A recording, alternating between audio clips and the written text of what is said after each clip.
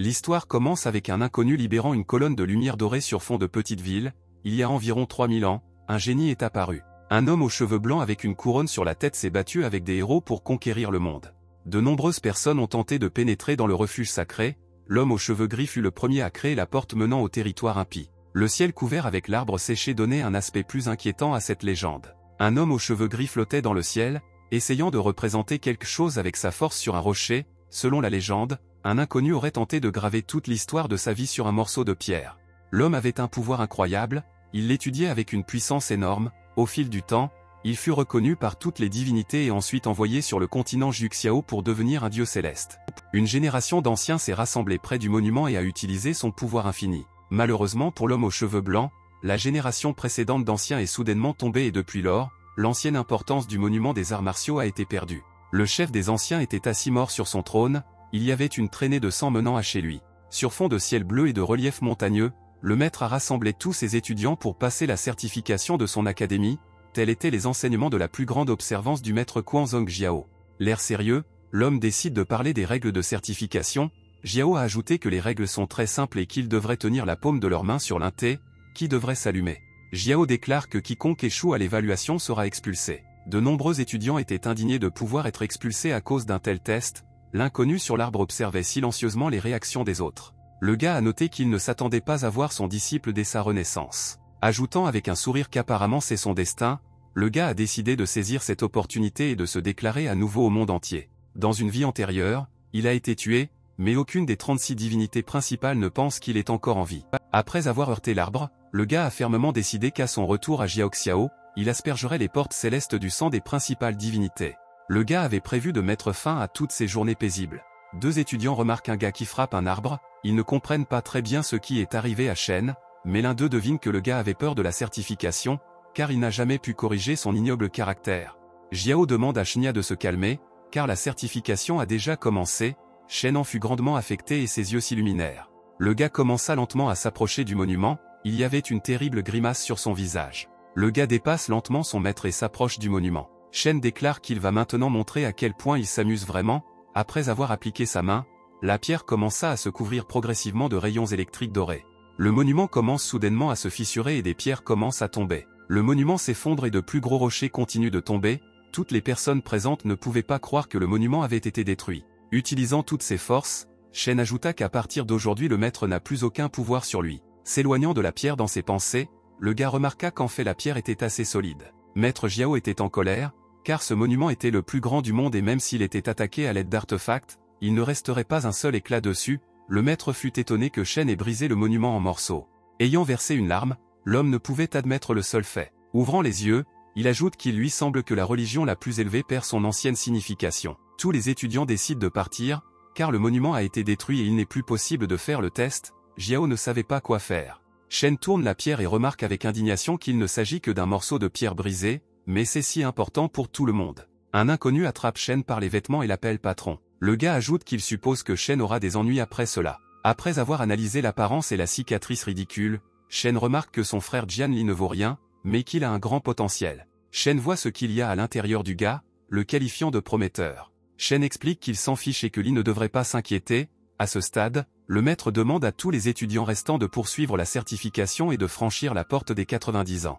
Shen demande à son frère s'il a besoin d'une stupide certification, ce que maître Jiao entend. L'homme explique qu'ils ne peuvent pas simplement décrocher et partir, car les règles de l'enseignement de la plus grande observance ne sont pas un simple divertissement, et ce n'est qu'après avoir reçu la bénédiction des 9 divinités qu'ils peuvent devenir de vrais disciples.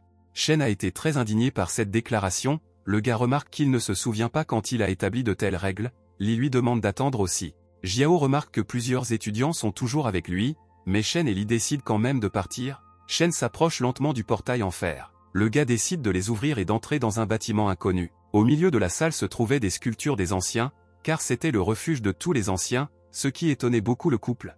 Toutes les sculptures étaient classées par ordre croissant. Avec un sourire, Shen remarqua qu'il n'y avait que 8 divinités dans l'ancien refuge. Le gars a remarqué que lorsqu'il était sur Jiaoxiao, ils lui donnaient tous des surnoms à tour de rôle. Le gars passe lentement devant toutes les statues et commence à tout détruire une à une. Les statues essayaient de dire quelque chose, mais Shen s'en fichait et ne laissait aucune pitié à personne. Shen s'approche d'une autre statue, mais s'arrête sur le coup. Un étrange silence régnait dans le couloir. Shen la regardait silencieusement. La statue avait un sourire effrayant qui intéressa le gars. Avec un ricanement, le type demande pourquoi cette statue existe encore dans la nature, alors qu'elle aurait dû disparaître depuis. Shen détruit les dernières statues, Lee se demande ce qui vient de se passer, le gars décide de préciser s'il le juge, car il s'est impliqué avec la mauvaise personne. À ce moment, Maître Jiao entre dans la salle avec un sourire et demande au couple de quitter la pièce, car ils n'ont pas pu recevoir la bénédiction des anciens. Jiao ne pouvait pas croire ce qu'il voyait, il ne comprenait pas exactement ce qui se passait dans la pièce. En serrant les dents, Jiao décide de préciser si Shen comprend ce qu'il vient de faire. Maître Jiao, aux yeux rouges sang, saute vers Shen, mais les élèves tentent de calmer le professeur enragé. Les mains jointes, Shen remarque que son problème doit être résolu et que les âmes des anciens devront donc l'aider, car Shen envisage de retourner à Juxiao. À ce moment, un éclair doré apparaît dans la salle. La salle entière est enveloppée de puissance divine et Shen s'élève au milieu. Maître Jiao n'arrivait pas à croire ce qu'il voyait. Shen a compris que seul un petit nombre de personnes étaient capables de choses aussi incroyables. Li était également très surpris par ce qu'il voyait, il ne comprenait pas quand son patron pouvait devenir si fort. Shen atterrit lentement, Jiao remarque qu'il n'a ni force ni talent pour la cultivation, suggérant avec ironie que les dieux sont devenus fous et sont devenus fous. Shen remarque dans ses pensées que Maître Jiao essaie de le provoquer. Shen décide de demander pourquoi Jiao pense cela, car il a tout vu lui-même. Le maître explique qu'à son âge il ne peut y avoir que 9 veines spirituelles et que 3 d'entre elles seulement sont ouvertes. Shen était en colère contre un tel manque de respect, il explique que Jiao le sous-estime et qu'il ne sera pas difficile pour le gars de montrer ses 9 veines maintenant. Les Jiaos regardent silencieusement le gars sûr de lui. Toute la foule se mit à rire bruyamment après de telles paroles, personne ne croyait à ces discours vides de sens. Shen décide de libérer toute sa grande puissance, la salle était à nouveau couverte d'éclairs d'énergie du gars. Avec un sourire menaçant, Shen traite ses élèves d'abandon avec un professeur médiocre, le gars avait prévu de leur donner une leçon. Le rire de Maître Jiao s'est lentement transformé en surprise, l'homme était étonné qu'il ait réussi à ouvrir la première veine spirituelle. L'homme remarque qu'une lueur écarlate est apparue sur le corps de Shen, cela signifie que l'homme a ouvert la première veine spirituelle. 3 majorités apparaissent sur fond de lueur écarlate, cela signifie que le gars en a ouvert un. À leur tour, les 3 divinités sont divisées en 3 parties. Le gars remarque que peu importe à quel point il détestait l'académie, il a quand même réussi à s'ouvrir les veines grâce à son aide. Shen se rend compte qu'il ne peut utiliser les arts martiaux qu'avec une seule main et qu'il doit s'en occuper. L'un des étudiants n'arrive pas à y croire, car Shen maîtrise la première veine. Maître Jiao observe que l'homme envisage d'ouvrir les veines suivantes. Un autre étudiant n'arrive pas à croire qu'il puisse continuer à ouvrir le dard. Maître Jiao remarque que le gars ouvre la 3e puis la 5e et la 6e veine. En conséquence, Shen a maîtrisé les 9 veines, ce qui signifie que le gars est devenu un pratiquant d'arts martiaux de niveau maximum. La foule ne pouvait pas croire que le gars avait réussi à maîtriser les 9 veines si rapidement. Li note également que son patron maîtrise les 9 veines spirituelles. Le maître ne pouvait pas partir pendant longtemps et regardait simplement en silence ce qui se passait. Les yeux de Shen brillaient toujours d'une impulsion électrique. Le gars se baisse au sol et, en secouant ses vêtements, demande si le public est impressionné. Jiao ne comprenait pas comment le gars avait réussi à faire cela et quel était le truc. L'homme serra les dents et ne comprit pas quoi faire ensuite. Jiao décide d'annoncer que Shen devient son successeur et le prochain maître. Les disciples ne pouvaient pas croire à cette nouvelle. Tout le monde décide aussitôt de s'incliner devant le futur maître. Shen regarda le maître avec un air sérieux, le gars pose des questions sur le successeur. Avec un sourire sec, il pointe du doigt le maître et annonce que l'académie n'a plus besoin de lui. Avec un sourire, il demande à Jiao de ne plus l'appeler successeur, mais maître. L'un des associés de l'ancien maître pointe Shen du doigt et souligne son ignorance du véritable maître. Jiao remarque avec un visage sérieux que tout devrait se dérouler comme d'habitude. Jiao demande au gars de ne pas être arrogant, car cela lui ferait mal de tomber à l'avenir. Shen, fermant les yeux, décide de poser à nouveau des questions sur les paroles de l'ancien maître. Les mains jointes, Shen décide de parler de l'alchimiste qui a vécu il y a 3000 ans et qui a créé ces sceaux très symboliques dans le monde. Le gars demande au maître de parler d'eux et lesquels d'entre eux ont été perdus. Le gars décolle du sol et s'approche de l'ancien maître à grande vitesse. Shen note que sous la direction de Jiao, l'académie a sombré jusqu'au plus bas. Shen regarde Jiao dans les yeux, le transperçant de petits éclairs. Le gars demande s'il peut être appelé un maître après tout ça. Jiao ajoute que si le niveau de cultivation d'un homme dépasse le sien en un an, il abandonnera immédiatement sa place de maître. Shen passe par là et ajoute que 3 mois lui suffisent pour le faire. Le gars ajoute qu'il passera tous ces 3 mois au refuge et ne demande à personne d'autre d'y entrer. Les Shen se dirigent lentement vers le refuge. Le proche collaborateur du maître précise si le gars va entrer dans le refuge, ou seul le maître a le droit d'entrer. Et les hommes serraient les dents et ne pouvaient pas croire qu'un cultivateur sans valeur oserait entrer dans le refuge des anciens. Pendant tout ce temps, Li, étant à côté de Shen, vérifie s'il peut continuer à rester avec lui. Après un certain temps, l'académie Quanjian a été lourdement endommagée et toutes les personnes présentes ont été grièvement blessées. Les hommes d'en face précisent si cet étudiant est le plus fort de l'académie. Après tout, c'est très ennuyeux pour lui de se moquer d'adversaires faibles. Le gars au sol leur demande de faire preuve de respect envers le maître ambulant. Le maître sort dans la rue avec son entourage et assiste à toute l'horreur. L'un des associés du seigneur commence à se moquer du maître. Cela ne le met pas du tout en comparaison avec le seigneur, étant donné qu'il est bien plus fort que le maître sans valeur. Maître Jiao remarque que les étudiants du seigneur franchissent toutes les frontières. Le seigneur, accompagné de ses subordonnés, se tient face au maître. L'un des étudiants menteurs lui demande de l'épargner et de ne pas le tuer. Le seigneur se tourne vers le maître et constate que son niveau de cultivation est trop faible. L'homme active son pouvoir, un petit orbe violet apparaît de sa main. Le seigneur s'approche du maître à grande vitesse et le frappe. Le seigneur note que le maître est assez faible et peut le vaincre d'un seul coup. Le maître vole sur le côté à grande vitesse. Le seigneur ne comprend pas pourquoi l'académie existe pour les étudiants faibles. Le maître et ses élèves tombent sans âme à terre. Le maître était toujours conscient, mais il ne savait pas comment affronter les seigneurs de ses élèves. Le seigneur demande à être conduit dans la salle principale. En regardant le maître et en passant, il remarque qu'aujourd'hui l'académie touche à sa fin. Le maître ne croyait pas que l'académie serait détruite sous ses yeux. L'un des subordonnés nous rappelle le disciple Shen. Le maître ne comprend pas ce qu'un futur cultivateur peut faire à un seigneur aussi fort. Le gars rappelle qu'en quelques minutes, il a ouvert les 9 veines spirituelles et qu'il pourra peut-être vaincre le seigneur. Dans tes pensées, le maître ne te prend pas, il devra vraiment supplier Shen. Le peuple du seigneur demande au maître et à ses élèves d'assister à la destruction de leur académie sous leurs yeux. Et s'ils comprenaient qu'ils ne pouvaient pas permettre cela? L'homme, serrant le poing, se lève et se dirige vers Shen. À ce moment, quelque chose s'assit sur le trône et continua à méditer, son cas a été couvert par des millions d'éclairs. Shen a pu atteindre la 13e veine spirituelle en si peu de temps. Shen décide de se lever du trône, complétant ainsi son enseignement. Shen note que ces 9 pratiques célestes peuvent ouvrir 36 veines spirituelles après une cultivation répétée. Le gars remarqua qu'il pouvait déjà ressentir la puissance de 30 veines spirituelles. Shen se rend compte qu'après sa renaissance, il n'a plus aucune compétence dont il a besoin.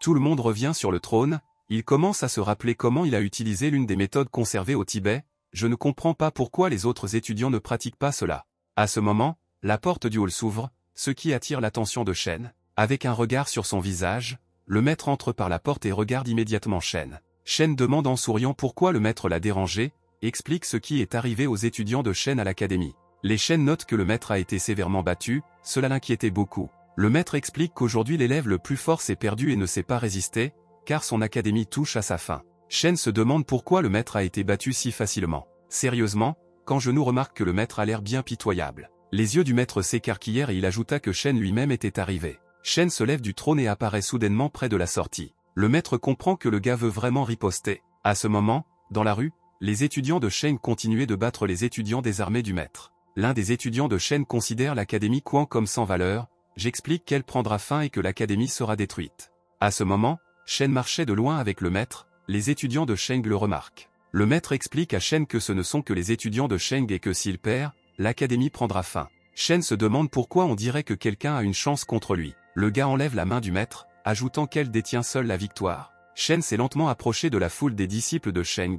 Dans la mienne, le gars a remarqué qu'il avait ouvert 13 veines spirituelles et qu'elle n'avait aucune chance. Le gars s'arrête devant la foule et s'adresse à eux. Shen tend la main et demande à ceux qui le suivent. Les étudiants de Sheng ne comprenaient pas qui se tenait devant eux, le traitant de racaille inconnu de l'académie. Shen décide de parler de manière plus grossière et vous demande de vous lever et de le suivre. Shen demande à ceux-là d'arrêter de perdre son temps parce qu'il est pressé. L'un des étudiants de Shen était indigné par ce manque de respect et s'intéressait à quelqu'un qu'il pensait être le sien. L'homme attaque le gars, voulant l'écraser, comme il est désolé. Avec un sourire, le gars demande au grand homme s'il a confiance en ses capacités. L'homme utilise sa technique de concassage de roche sur Shen. Il atteint la cible, provoquant immédiatement la fissuration de la terre sous Shen. L'étudiant Shen s'envole d'un nuage de poussière du sol, tout le monde pensait qu'il était capable de faire face à ce type inutile. Le maître lui-même pensait que la fin de Shen était arrivée. L'homme suggère en riant que le parvenu est mort. À la grande surprise de l'homme, il remarque Shen sortir du nuage de fumée. Shen ne se demande pas si le type avait prévu de le tuer d'un coup aussi faible.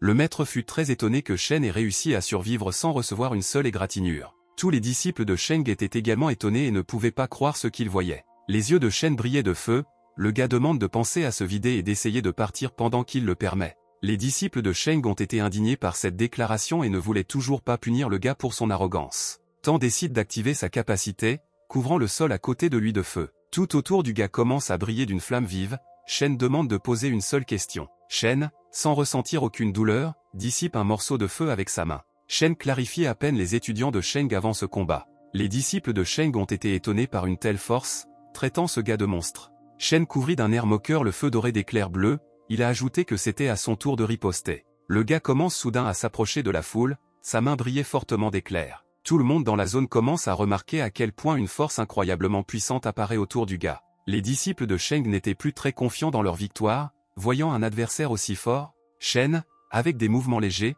s'occupe de tous les étudiants Sheng devant lui. Plusieurs étudiants de Sheng blessés viennent voir le seigneur et signalent un inconnu à qui appartient la culture.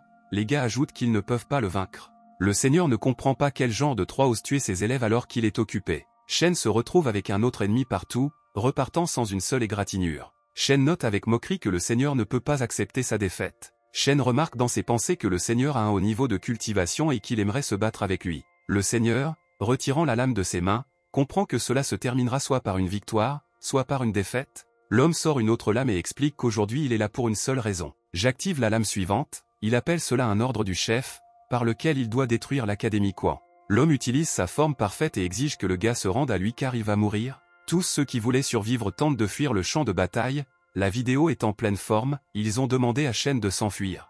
Le maître baissa la tête et comprit qu'à cause de lui, l'académie s'était effondrée et allait être détruite. Shen lui saisit la tête et ne comprend pas comment Jiao est devenu un maître. Shen crie au maître que cela ne sert à rien d'être ici. Jiao demande à Shen de se dépêcher et de battre en retraite immédiatement. Vous ne croyez pas que le gars puisse faire face au seigneur? Shen commence à tendre la main et se demande s'il est vrai que le maître avait peur et envisage de s'échapper. Shen ne comprend toujours pas pourquoi cet homme se qualifie de maître après tout. Shen explique au seigneur qu'il est prêt à donner ses 10 secondes pour qu'il quitte tous son académie. Le seigneur ne pouvait pas y croire avec une telle impudence en traitant ces gars de néant. Les yeux du seigneur brillaient d'une flamme bleue, il ne comprend pas comment ce type ose le traiter ainsi. L'homme décide d'activer son pouvoir et d'utiliser le typhon mortel sur lui. Le maître comprend que leurs affaires vont trop mal et ne sait pas quoi faire. Shen, le visage calme, demande au maître de le quitter. Le gars active la sphère bleue dans sa main et tire dessus. Le coup de feu touche l'homme directement à la poitrine, ce à quoi il ne s'attendait pas du tout. L'homme se rend compte que le gars est beaucoup plus fort que prévu et le coup tombe directement sur lui, le blessant à la tête. L'homme tombe au sol et se contracte brièvement. Après quelques secondes, le corps devient complètement sans âme. L'homme meurt en silence sans avoir le temps de dire quoi que ce soit. Shen demande aux autres étudiants s'ils vont l'attaquer. Dans ses pensées, Shen a noté que s'ils s'étaient rencontrés dans d'autres circonstances, il n'aurait pas eu une seule chance de vaincre un adversaire aussi puissant, mais qu'il peut désormais s'attaquer à absolument n'importe quel adversaire puissant. Tous les disciples de Shen commencent immédiatement à s'enfuir, craignant la vidéo, le corps sans vie du seigneur. Le maître ne comprend pas comment le gars a réussi à faire ça. Shen ajoute que cet homme n'a plus le droit d'être appelé maître à l'avenir. Un homme en colère se demande pourquoi il n'en est pas digne. Shen regarde le maître avec un regard sérieux et ajoute que s'il bouge, il aura fini. Le maître se souvient du corps sans vie du seigneur, au front percé. Le maître comprend qu'il ne faut pas contredire le gars, car il subira exactement le même sort. Shen se dirige vers l'entrepôt et annonce que la secte a changé de chef. Le gars demande à Treasure d'aller lui apporter des pierres spirituelles. Sans écouter les explications, Shen décide d'aller chercher lui-même les pierres spirituelles. Arrivé au trésor de l'académie, il constate qu'il est vide car ils ont réussi à tout sortir. Shen se rend compte que toutes les pierres ont été volées par les étudiants de Sheng. Le gars demande de lui préparer un cheval car il avait prévu de visiter la ville. Shen suggère que s'il part maintenant, il pourra rattraper les voleurs. Arrivé aux écuries, l'un des subordonnés explique que tous les chevaux ont été volés et qu'il ne reste que l'âne. Shen ne pouvait pas croire une telle déclaration. Shen prit néanmoins l'âne et se rendit en ville, notant qu'il serait le premier maître à monter un âne. Shen a décidé dans son esprit que dès qu'il aurait de l'argent, il achèterait immédiatement un cheval. L'un des chevaliers debout en face de Shen explique que les pauvres n'ont pas leur place dans sa ville. Avec un visage effrayant, Shen demande ce que le garde vient de dire. Shen regarde le chevalier avec indignation et lui demande ce que le garde vient de dire. Les chevaliers se mettent à éclater de rire, expliquant que l'entrée de la ville de Qin était fermée aux pauvres. Le gars au visage sombre explique qu'il est l'actuel maître de la Quan Academy. Les chevaliers continuent de se moquer du gars, ajoutant qu'ils n'ont jamais entendu parler d'une telle chose, l'appelant simplement un autre arrière-pays.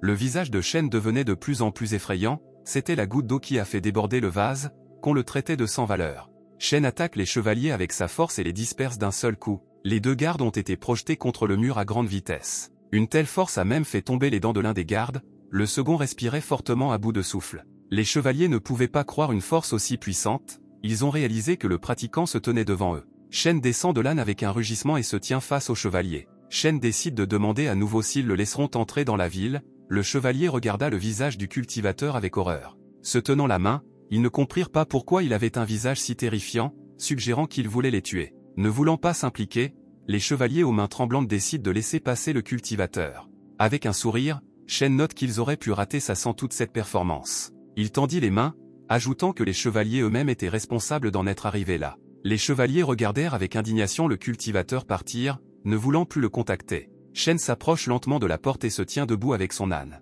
Shen attache l'âne à l'étable et décide d'entrer dans l'une des maisons. Mais cela n'a pas arrêté les chevaliers, ils ont vu avec un sourire comment le gars est parti, sans plus réfléchir, ils détachent l'âne pour gâter le cultivateur. Shen demande à l'homme derrière le comptoir s'il y a de l'herbe spirituelle écarlate en ville. Dans ses pensées, il se souvint que cette herbe est utilisée en médecine et qu'elle pousse grâce à l'essence de la terre. L'homme ne fait pas attention au gars et lui demande d'aller demander à quelqu'un d'autre. L'inconnu décide de s'adresser à Shen, le traitant de pauvre, il note que le gars ne peut même pas avoir quelques pierres spirituelles. Shen examine ses vêtements en lambeaux, réalisant qu'il devrait changer de vêtements. Tous les vêtements étaient couverts de poussière et de saleté provenant de la récente bataille. Shen décide de se laisser aller, se demandant pourquoi l'homme pense qu'il ne peut pas se le permettre. Un inconnu jette une pierre spirituelle au pied du gars, et sans elle, de quoi a-t-il exactement besoin pour acheter de l'herbe spirituelle écarlate? Le gars explique que cette pierre spirituelle est pour lui un échec. Shen a été très indigné par cela et a silencieusement regardé le gars dans les yeux. Shen se tient sur la pierre spirituelle et ajoute qu'il verra qui obtiendra cette herbe spirituelle écarlate. Shen remarque que le magasin vend des élixirs et prend donc un pinceau et le trempe dans l'encre. Shen ajoute qu'il a une offre d'échange et commence à écrire quelque chose sur un morceau de papier. Le gars commence furieusement à dessiner des hiéroglyphes sur le papier. Quand il a fini, il jette le pinceau sur la table. Après avoir regardé sa création, le gars décide de démontrer exactement ce qu'il a écrit. Shen pose un morceau de papier sur la table et demande à échanger la pilule de sang contre de l'herbe spirituelle écarlate. Les inconnus ont été surpris que le gars essaie d'offrir des esprits en échange de l'herbe écarlate. L'homme derrière le comptoir se dirige immédiatement vers Shen, il n'arrivait pas à croire que le type lui proposait une foutue pilule. Shen a observé l'homme de près pour connaître sa réaction. Le marchand ne pouvait pas croire ce qu'il voyait, car la recette était perdue depuis longtemps. L'homme court aussitôt et lui demande de l'attendre, le commerçant a voulu vérifier l'authenticité de cette recette. L'un, debout avec sa sœur, était étonné de cette nouvelle. La jeune fille remarqua que son frère lui avait promis. L'un pointe son doigt vers Shen et lui demande d'abandonner l'herbe spirituelle écarlate à l'amiable. En touchant la tempe de Shen, il se demande qui est ce type. Shen ne comprend pas combien de personnes elle s'adresse dans la ville et qui veulent le provoquer. La jeune fille était indignée par une telle déclaration de Shen, car Maître Shen lui-même se tenait devant eux. Shen était étonné que ce soit Maître Shen devant lui, après tout, il avait déjà entendu ce nom auparavant. Shen demande d'un ton moqueur qu'il s'excuse auprès de lui, sinon le gars aura un problème. Shen regarda le gars avec un visage menaçant. Mais au moment où Shen s'arrête, ne voulant pas continuer cette conversation dénuée de sens, Shen commence à se moquer de lui, le traitant de salaud. À ce moment, un vieil homme inconnu et une jeune fille entrent dans l'établissement. L'homme se dirige silencieusement vers le comptoir, le visage de la jeune fille était couvert d'un chapeau. Shen, se tenant le menton, remarque le pouvoir du tie-in. Attention, c'est la dernière étape et il ne reste plus que 10 jours à la fille. Le vieil homme s'arrête devant le type et le regarde avec surprise. L'homme se demande pourquoi le gars lui a dit ça. Mais si elle comprend que l'inconnu pourrait le découvrir rien qu'en regardant la fille, en supposant que le gars a un médicament pour lui. Shen explique qu'il sait comment inverser le tie-in. L'homme se demande s'il pourrait me dire la solution à ce poison. Shen,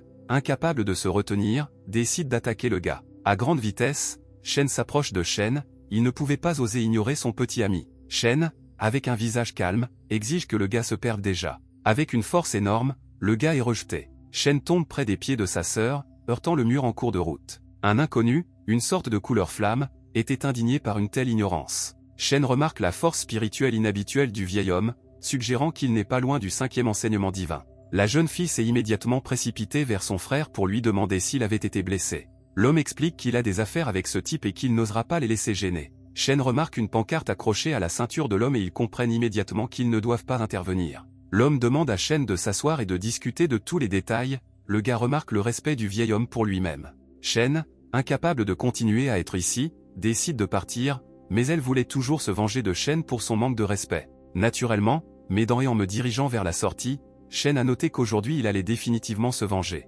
L'homme présente Shen à sa fille, qui était assise à sa gauche. La machine demande à sa petite fille d'enlever son chapeau et de la laisser regarder son visage. La jeune fille prend lentement le chapeau et l'enlève. Le visage de la jeune fille était ordinaire avec des yeux bleus, l'homme se demande comment exactement la malédiction devrait être inversée. Shen Yi regarda la fille pendant encore une seconde, incapable de détourner ses yeux de sa beauté. Et en se souvenant, le gars est allé faire un tour et s'est excusé d'être gêné de parler. Le gars explique que si la fille accepte de l'accompagner et de rester, il aidera à guérir cette maladie. Dans ses pensées, la jeune fille remarqua que le gars était plutôt impoli, elle ne croyait pas que son grand-père puisse accepter cela, un homme ne comprend pas si l'homme ne lui a pas expliqué comment inverser la situation, alors comment peut-il être d'accord? Shen se lève de table et ajoute que l'homme n'est pas d'accord avec lui et ne pourra donc pas révéler le secret. Shen ajoute qu'il reste 10 jours aux filles et que ce sera le moment pour elles de réfléchir à tout et de se mettre d'accord. L'homme suit Shen du regard en silence, il pense aux conversations récentes. Quittez la table et dirigez-vous vers la sortie, la jeune fille remarque qu'un homme a le même âge qu'elle et est très mal habillé. En sortant dans la rue, la jeune fille décide de clarifier ce que le gars a dit, l'homme ajoute que la jeune fille se trouve dans une situation assez difficile dont il n'a toujours pas trouvé d'issue.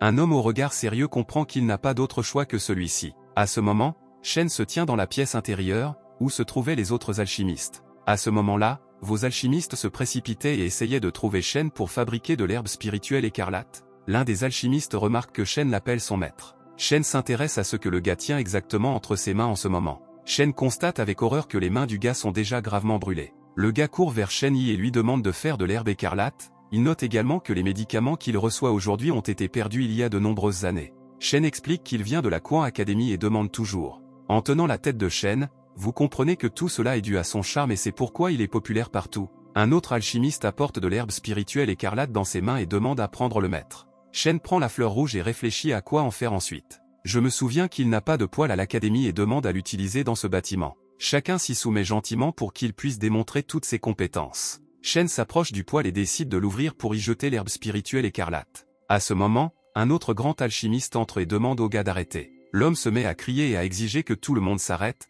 car ce n'est qu'un enfant inconnu qui est confus dans son cerveau. Et tous les alchimistes commencent à s'incliner devant lui et à s'excuser pour l'incident. L'homme n'a pas voulu les écouter et a exigé que tout le monde se taise. Les hommes se demandent pourquoi le gars a pris toutes ces herbes et essaie de faire du bloody. L'homme explique que le comprimé sanglant a été perdu il y a de nombreuses années et que lui-même n'a pas pu le récupérer. L'un des alchimistes s'approche de Shen et lui explique que Tong était un grand alchimiste du 3e rang. Shen comprend que dans sa vie antérieure, il était bien meilleur et qu'il était déjà un alchimiste de 9e rang à l'âge de 17 ans. Shen ne prête pas attention aux demandes des Tonga et jette des fleurs écarlates pour démontrer ses compétences. L'homme était furieux d'un tel manque de respect envers lui-même. L'homme explique que pour commencer à utiliser le poêle, il faut le réchauffer et ajouter progressivement des herbes, et non comme Shen fait tout en ce moment. Tous les alchimistes commencent à douter des compétences de Shen, suggérant que ce type pourrait en fait être un menteur. À ce moment, le four continuait à bouillir et la fleur cuisait. Tous les alchimistes présents dans la salle étaient choqués par ce qu'ils voyaient à ce moment-là. Une énorme tige de fleurs avec un bourgeon luxueux sortit du four. Tong lui-même était étonné de ce qu'il voyait, car il ne s'attendait pas du tout à un tel résultat. Tout le monde a compris que cette production dépassait le niveau des élixirs tongiens. Le gars remarque qu'il a une sphère brune qui n'est pas au niveau maximum. Il a remarqué qu'il existe de nombreuses qualités de moyenne haute et de super qualité. Shen a essayé de préparer une potion de super qualité, mais elle s'est avérée uniquement brune au lieu de jaune.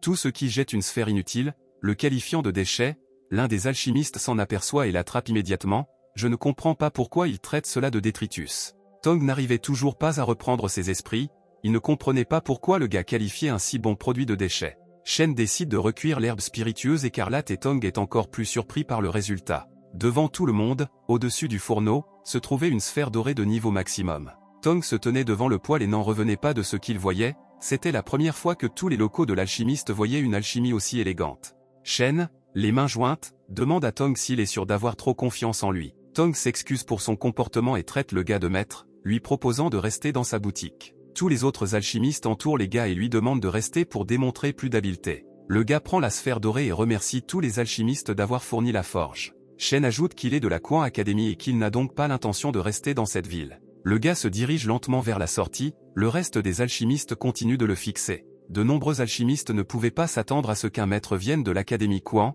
beaucoup ont discuté de la destruction complète de l'Académie, nous avons commencé à douter de cette affaire.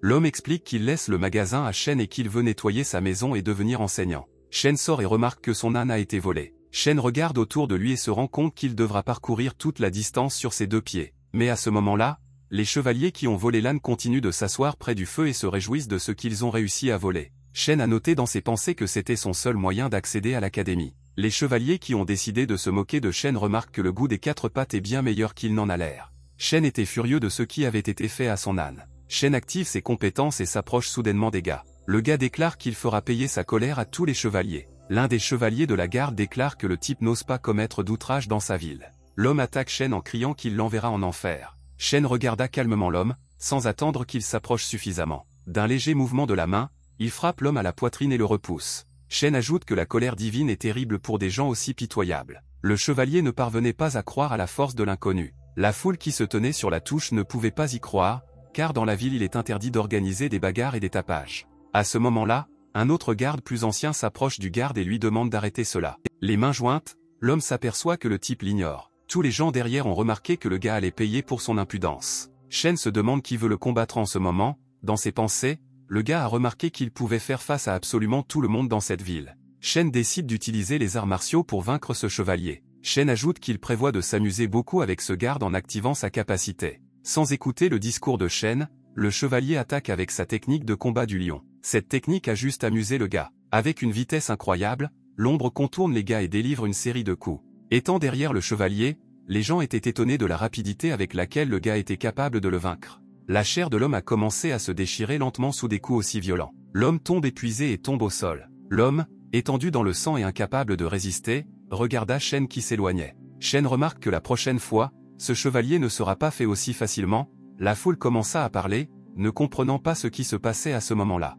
Veuillez faire attention aux dangers qui approchent. À une vitesse fulgurante, le gars esquive la lame qui s'approche de lui. Maître Shen voulait se venger du récent manque de respect à son égard. Je remarque que personne ne le sauvera dans la rue. Shen remarque que le gars est revenu vers lui, lui proposant de ressentir toutes les conséquences des situations récentes. Maître Shen est couvert par plusieurs combattants expérimentés, il propose de combattre le gars. Avec une grande rapidité, l'un des disciples de Shen décide d'attaquer. Shen parvient à se couvrir contre l'attaque inattendue. Avec une telle force, le gars est repoussé, mais il parvient à prendre pied sur terre. Maître Shen répète encore une fois, ce qui lui donne une chance de s'excuser auprès d'eux et de tomber à genoux. L'enseignement à ce moment commença à saigner de la bouche, il était étonné que des rivaux aussi puissants soient des subordonnés du maître. Plusieurs combattants expérimentés ont continué à se tenir face à Shen. Shen, le feu dans les yeux, ajoute que cette académie l'a sérieusement mis en colère. Shen renvoie ses deux subordonnés attaquer Shen. Mais l'attaquant s'arrête aussitôt après avoir entendu l'indignation de Tong. L'homme se tient devant Shen et utilise ses compétences, il s'indigne qu'ils aient le droit d'attaquer son maître. L'homme exige que chacun quitte son maître. Shen suppose que c'est la seule façon pour lui d'essayer de le sauver aujourd'hui. Shen était étonné que Master Tank lui-même protège un gars sans valeur, le traitant de maître. L'homme était très en colère, retroussant ses manches, elle ajoute que personne n'a le droit d'insulter son maître, car sinon il faudra s'occuper de lui. Shen ne pouvait pas croire que les chimistes de la ville appelaient cet homme sans valeur un maître. Il ne comprenait pas pourquoi Shen se démarquait. Shen décide quand même de demander à Maître Tong pourquoi il considère ce type comme un grand maître. L'homme déclare que Shen n'a pas vu les capacités du grand maître et note qu'il ne peut pas se comparer aux compétences de son peuple du magasin. Shen note qu'il ne devrait pas continuer ce conflit, car Tong lui-même a farouchement défendu le gars. Shen explique qu'aujourd'hui, il prévoyait seulement de donner une leçon à cet ignorant et de ne pas avoir de conflit avec le magasin Tonga. Le gars se retourne et demande à ses subordonnés de le suivre. Tous les alchimistes avaient fini d'assembler le magasin et se dirigeaient déjà vers Maître Tong. Les alchimistes saluèrent Maître Shen. Tong remarque que le magasin n'a plus besoin de l'aide d'autres alchimistes et se demande pourquoi il continue à vous suivre. Les Tong décident d'accompagner Maître Shen dans son académie, et demandent également de l'aider à créer un élixir de guérison. Shen se demande si Tong envisage de déménager son magasin dans son académie. Tong explique sa décision en disant qu'il veut voir les paysages et commencer à enseigner. Shen est d'accord avec la décision de Tong. Le gars note qu'il a eu de la chance car il a pu rester dans cette ville. Shen agite la main et demande à tous les alchimistes de penser à tout charger sur le cheval. La foule entière fut surprise que le grand alchimiste de leur village décide de suivre Maître Shen. La jeune fille a également regardé toute la représentation et a été surprise que Tong le suive. La jeune fille remarque que d'autres alchimistes les ont suivis, l'homme n'en était pas entièrement sûr, mais il supposait qu'il serait toujours capable de guérir et qu'il aurait un pouvoir énorme. L'homme ajoute qu'ils visiteront l'académie, mais pas tout de suite. Je veux continuer à suivre le gars. Peu de temps après, Shen et les alchimistes atteignent l'académie. Jiao a été surpris de savoir qui était revenu avec Shen. Jiao précise si les personnes derrière lui envisagent de vivre à l'académie. Shen regarde autour de lui et ajoute qu'il avait prévu de le faire. Jiao en était plus que satisfait, car une douzaine de maîtres en alchimie étaient à l'académie et il serait capable de les former. Tong s'intéresse à l'endroit où il devra vivre. Shen lui demande de ne pas le déranger et de se tourner vers Jiao, car il leur dira tout et leur montrera. Tong s'intéresse au niveau d'élixir que le maître envisage de fabriquer. Shen répond que le niveau de noir lui suffira car il le boira immédiatement. Tong, réalisant qu'il ne s'agit que d'un niveau noir, ne s'y intéresse pas beaucoup. Jiao propose de le suivre pour s'installer. À ce stade, Shen est retourné à la méditation et a décidé de continuer à découvrir de nouvelles possibilités. Le gars a décidé d'utiliser la même herbe d'âme dorée préparée aujourd'hui. Il a continué à méditer en utilisant cette pierre. Shen comprit que la pilule de sang de niveau noir n'était pas si efficace, il ne serait capable d'ouvrir que 20 veines spirituelles. À ce moment-là, Li fait irruption dans le bâtiment où se trouvait Shen, criant qu'ils ont des problèmes. Shen aide Li à se relever, le gars dit que les gens de Shen ont fait irruption chez eux, il rapporte également que tout le monde panique et s'enfuit sauf Jiao. Shen était indigné par la présence de Maître Shen. Le gars sort dans la rue en colère avec le désir de le punir pour son inquiétude. Jiao peut à peine se tenir devant le gars, il était le seul obstacle devant eux. Shen rappelle que l'homme voulait résoudre tous les conflits de manière pacifique. Sheng exige que l'homme lui remette Shen et ses partisans, je note que peut-être qu'après cela, il ne mourra pas aujourd'hui. Les disciples de Shen commencent à se moquer de l'homme, exigeant qu'il ne soit pas un imbécile et leur livre l'homme.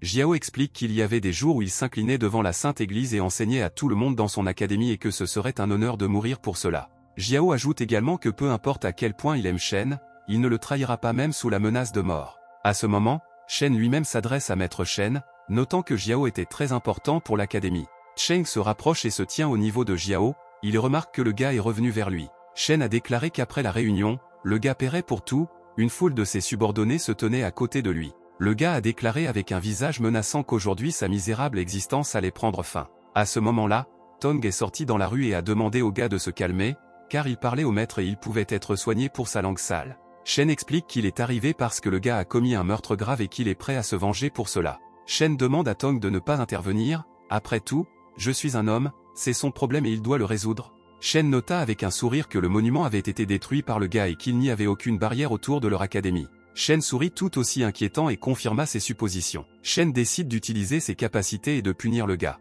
Shen commence à s'approcher du gars à grande vitesse. Shen commence à supposer que c'est le pouvoir du grand gardien, tout perdre. Shen, le feu dans les yeux, s'approche suffisamment pour frapper. Shen regarde Shen droit dans les yeux, ce qui le rend horrifié. Shen donne un petit coup, faisant saigner le gars de la bouche. Shen laisse une marque sur le corps du gars. Tous les subordonnés remarquent à quel point l'empreinte incompréhensible ne reste pas sur leur seigneur. Le gars commence à respirer fortement, il ne comprend pas ce qui lui est arrivé et pourquoi sa cultivation a disparu. Shen explique que pendant 10 jours, le gars ne pourra pas attaquer l'académie et qu'il devrait retourner dans ses possessions et ne pas essayer de retrouver ses pouvoirs. Shen se rend compte que les messages spirituels laissés par les disciples ont disparu et que la préparation est terminée. Shen ne croit pas aux paroles creuses du gars et décide de vérifier si son pouvoir de cultivation fonctionne, car il est plusieurs fois plus fort que Shen.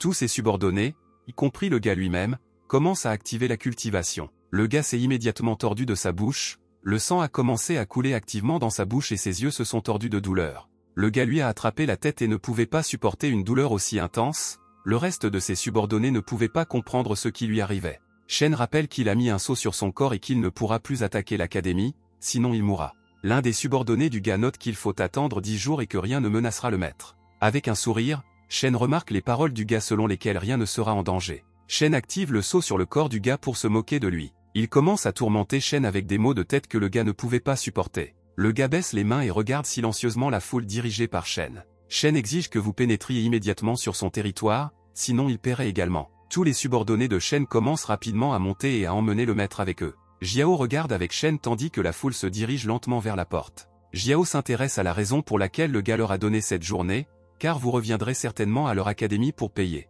Shen ajoute qu'il ne lui faut que 10 jours pour achever les préparatifs et les achever sans hésitation. Shen agite la main vers Tongu et lui demande de le suivre dans la ville. L'homme se demande ce dont il avait exactement besoin à un tel moment en ville. Shen ajoute qu'il devrait bien se préparer au rôle de maître. Avec un ricanement, l'homme au ricanement, Shen est arrivé dans la ville de Qin pour visiter le magasin de Zen. En ouvrant les portes du magasin, Tong se demande pourquoi ils sont venus ici. Shen explique qu'ils sont venus ici pour acheter le matériel dont il a besoin.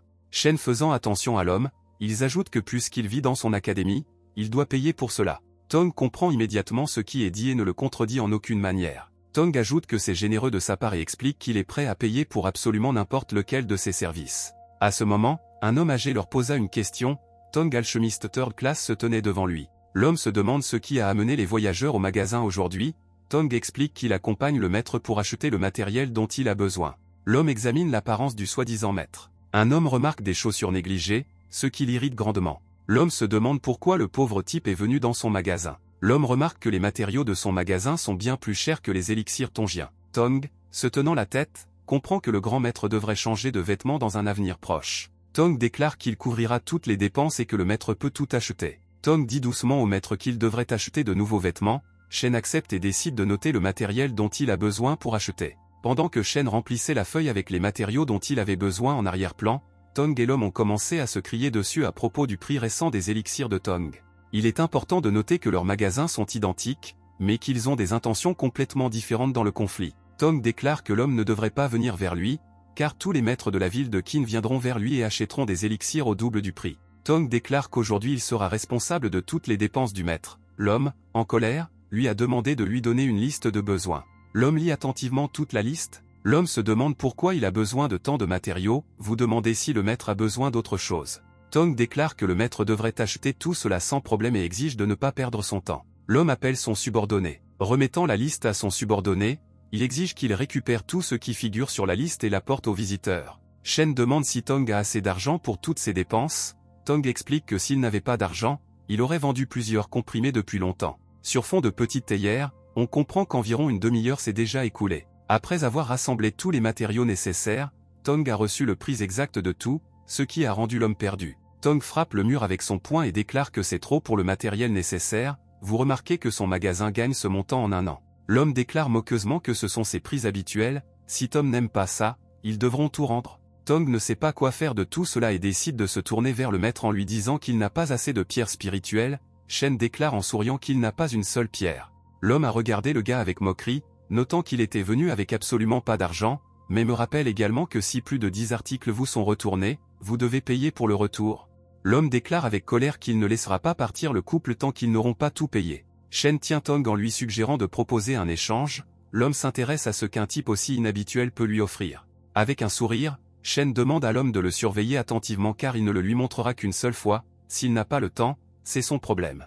Shen lève son index et montre une énergie dorée. Un énorme seau apparaît sous les pieds du gars, ce qui étonne grandement l'homme. L'homme comprend que la complexité de ce seau dépasse le niveau du seau céleste. Il ne comprend pas comment ce type a pu démontrer cela. Tong regarda cela avec un sourire, qualifiant son maître de grand. Shen enlève les seaux et déclare qu'il ne peut le montrer qu'une seule fois, afin que l'homme puisse s'en souvenir, sinon, si l'homme veut le revoir, il peut se mettre d'accord. L'homme se demande de quel genre de seau il s'agit, et si ce n'est pas ce à quoi il pense, il ne vaut rien. Shen appelle ce seau Xianjiu en fronçant les sourcils. L'homme comprend immédiatement de quel grand seau il parle, car ce seau est le plus fort du monde et a été perdu il y a longtemps. L'homme comprend que puisque ce seau a été perdu il y a trop longtemps depuis l'époque du roi de la divinité, alors il vaut beaucoup d'argent. Shen se dirige vers la sortie et déclare que l'homme peut le croire ou non. Shen ajoute qu'il est venu ici pour acheter des matériaux en échange du seau s'ils lui font confiance. L'homme accepte de le suivre et de regarder un seau si puissant. Shen emmène l'homme à son académie Quan, qui le remarque immédiatement. L'homme se demande si ce type fait partie des étudiants de l'académie. Dans ses pensées, il remarqua que le type était aussi membre d'une secte merdique. Il se demande si le gars va faire quelque chose ou s'ils vont continuer à rester les bras croisés. Le gars explique qu'il devrait d'abord travailler et nettoyer tout ce terrain de parade. L'homme était furieux, tout comme ses subordonnés, affirmant que cet homme n'avait pas le droit de leur demander une telle chose, car ils étaient venus spécialement pour le seau. Le gars explique qu'il aimerait voir la beauté indescriptible de ce sommet et que, contrairement aux 6 autres, seul celui-ci est sale. Shen regarde l'homme et se demande s'il peut le gérer. Les dents serrées, l'homme regarde silencieusement le gars, réfléchissant à sa décision. L'homme et ses subordonnés commencent à retrousser leurs manches, leur patience est à bout et ils voulaient le punir pour un tel manque de respect. Sans amener cela à un conflit, Shen jette toutes les lettres à l'homme. Le gars explique que l'homme possède désormais tous ses écrits et peut les reproduire de mémoire. L'homme ouvre une des lettres et commence à la regarder attentivement. L'homme comprend que ce seau est plusieurs fois plus fort que les autres qu'il a vus auparavant. L'homme ne pouvait pas croire que ce seau dépassait le niveau céleste du seau. Le gars est retourné dans ses appartements et a continué à méditer pendant les 3 jours suivants. À un moment donné, le gars s'est rendu compte que les étoiles de l'infini sont les seules qui ne s'éteindront pas. Ayant fini de méditer, le gars s'est levé. Le gars a compris que depuis l'Antiquité, un grand nombre de personnes avaient raté cette étape et n'osaient pas la répéter, mais heureusement, ils n'auraient pas à le faire.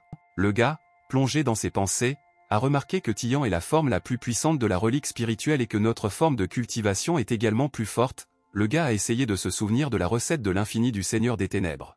Se secouant, Shen crut qu'il devait être le cultivateur le plus fort et le meilleur dans toutes les formes d'art qu'il ait jamais utilisées. Shen pense que pour lui, les conditions devraient être beaucoup plus difficiles et que son corps devrait être plus endurci. À ce moment, la foudre frappe près du bâtiment où se trouvait Shen. Shen remarque que ce sont les 9 sceaux de Xuan. Shen sourit à cette information. Un homme entre en courant dans le bâtiment et s'aperçoit qu'il a réussi à le faire. L'homme ajoute que le seau a coûté très cher sur le site d'impression. L'homme remarque que avant l'Iran qu'est vraiment un seau puissant. Shen, avec un visage sérieux, suggère que cela pourrait être le cas, mais après avoir combiné 3 cultivateurs qualifiés ou plus, le sceau peut être dissipé. Shen pense dans son esprit qu'il pourrait avoir un mauvais pressentiment à propos de Shen.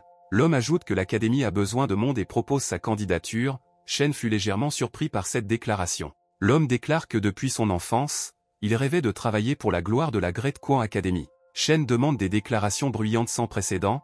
Je remarque qu'ils ont vraiment besoin de monde et qu'il peut rester sereinement. L'homme déclare qu'il souhaite vraiment rester et continuer à travailler. Shen ajoute qu'il lui a accordé ce sceau et que l'homme doit contribuer à l'Académie Kwang.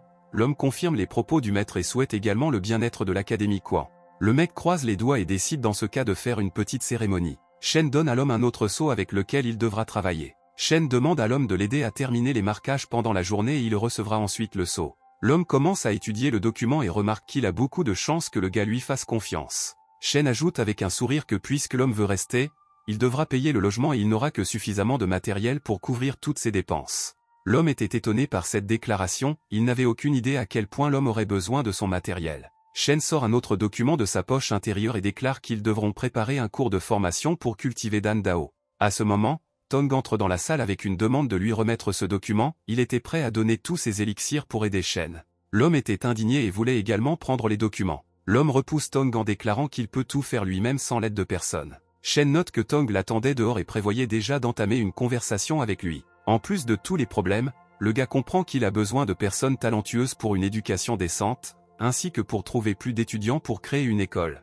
Le gars a remarqué qu'il n'avait aucune idée du moment où le vieil homme viendrait avec sa petite fille et quand, après la conversion de Tai, Yin deviendrait un saint, car il y avait un espace vide dans les divinités célestes. À ce moment, Li vient voir Shen et l'appelle le patron. Le gars s'arrête et se souvient que maintenant Shen n'est plus pour lui. Le gars s'excuse auprès de Shen et se corrige en disant qu'il est désormais le grand maître. Li ajoute que là-haut le recherche. Shen prend le gars par les mains et explique qu'il reste toujours son ami fiable. Shen ajoute qu'il est resté le même gars qu'il connaissait et qui a été expulsé avec lui. Shen suppose que son corps appartient au clan Shen et que le gars est son frère. Le gars pense que quelque chose a changé chez Shen et qu'il aurait dû être le même que lui. Tenant l'épaule de Li, Shen a noté que dans le passé, ils étaient ensemble la racaille de l'académie et étaient considérés comme des déchets. Shen pensait que tout avait changé et que maintenant ils étaient bien plus grands que ce que Li pensait. Li était très perplexe devant le fait que seules 3 veines spirituelles s'étaient ouvertes en lui et qu'il n'obtiendrait plus la relique Tao. Shen demande pourquoi le gars veut juste une relique Tao. Shen emmène le gars dehors et lui montre le ciel. Shen pense qu'il peut accomplir bien plus qu'il ne le pense.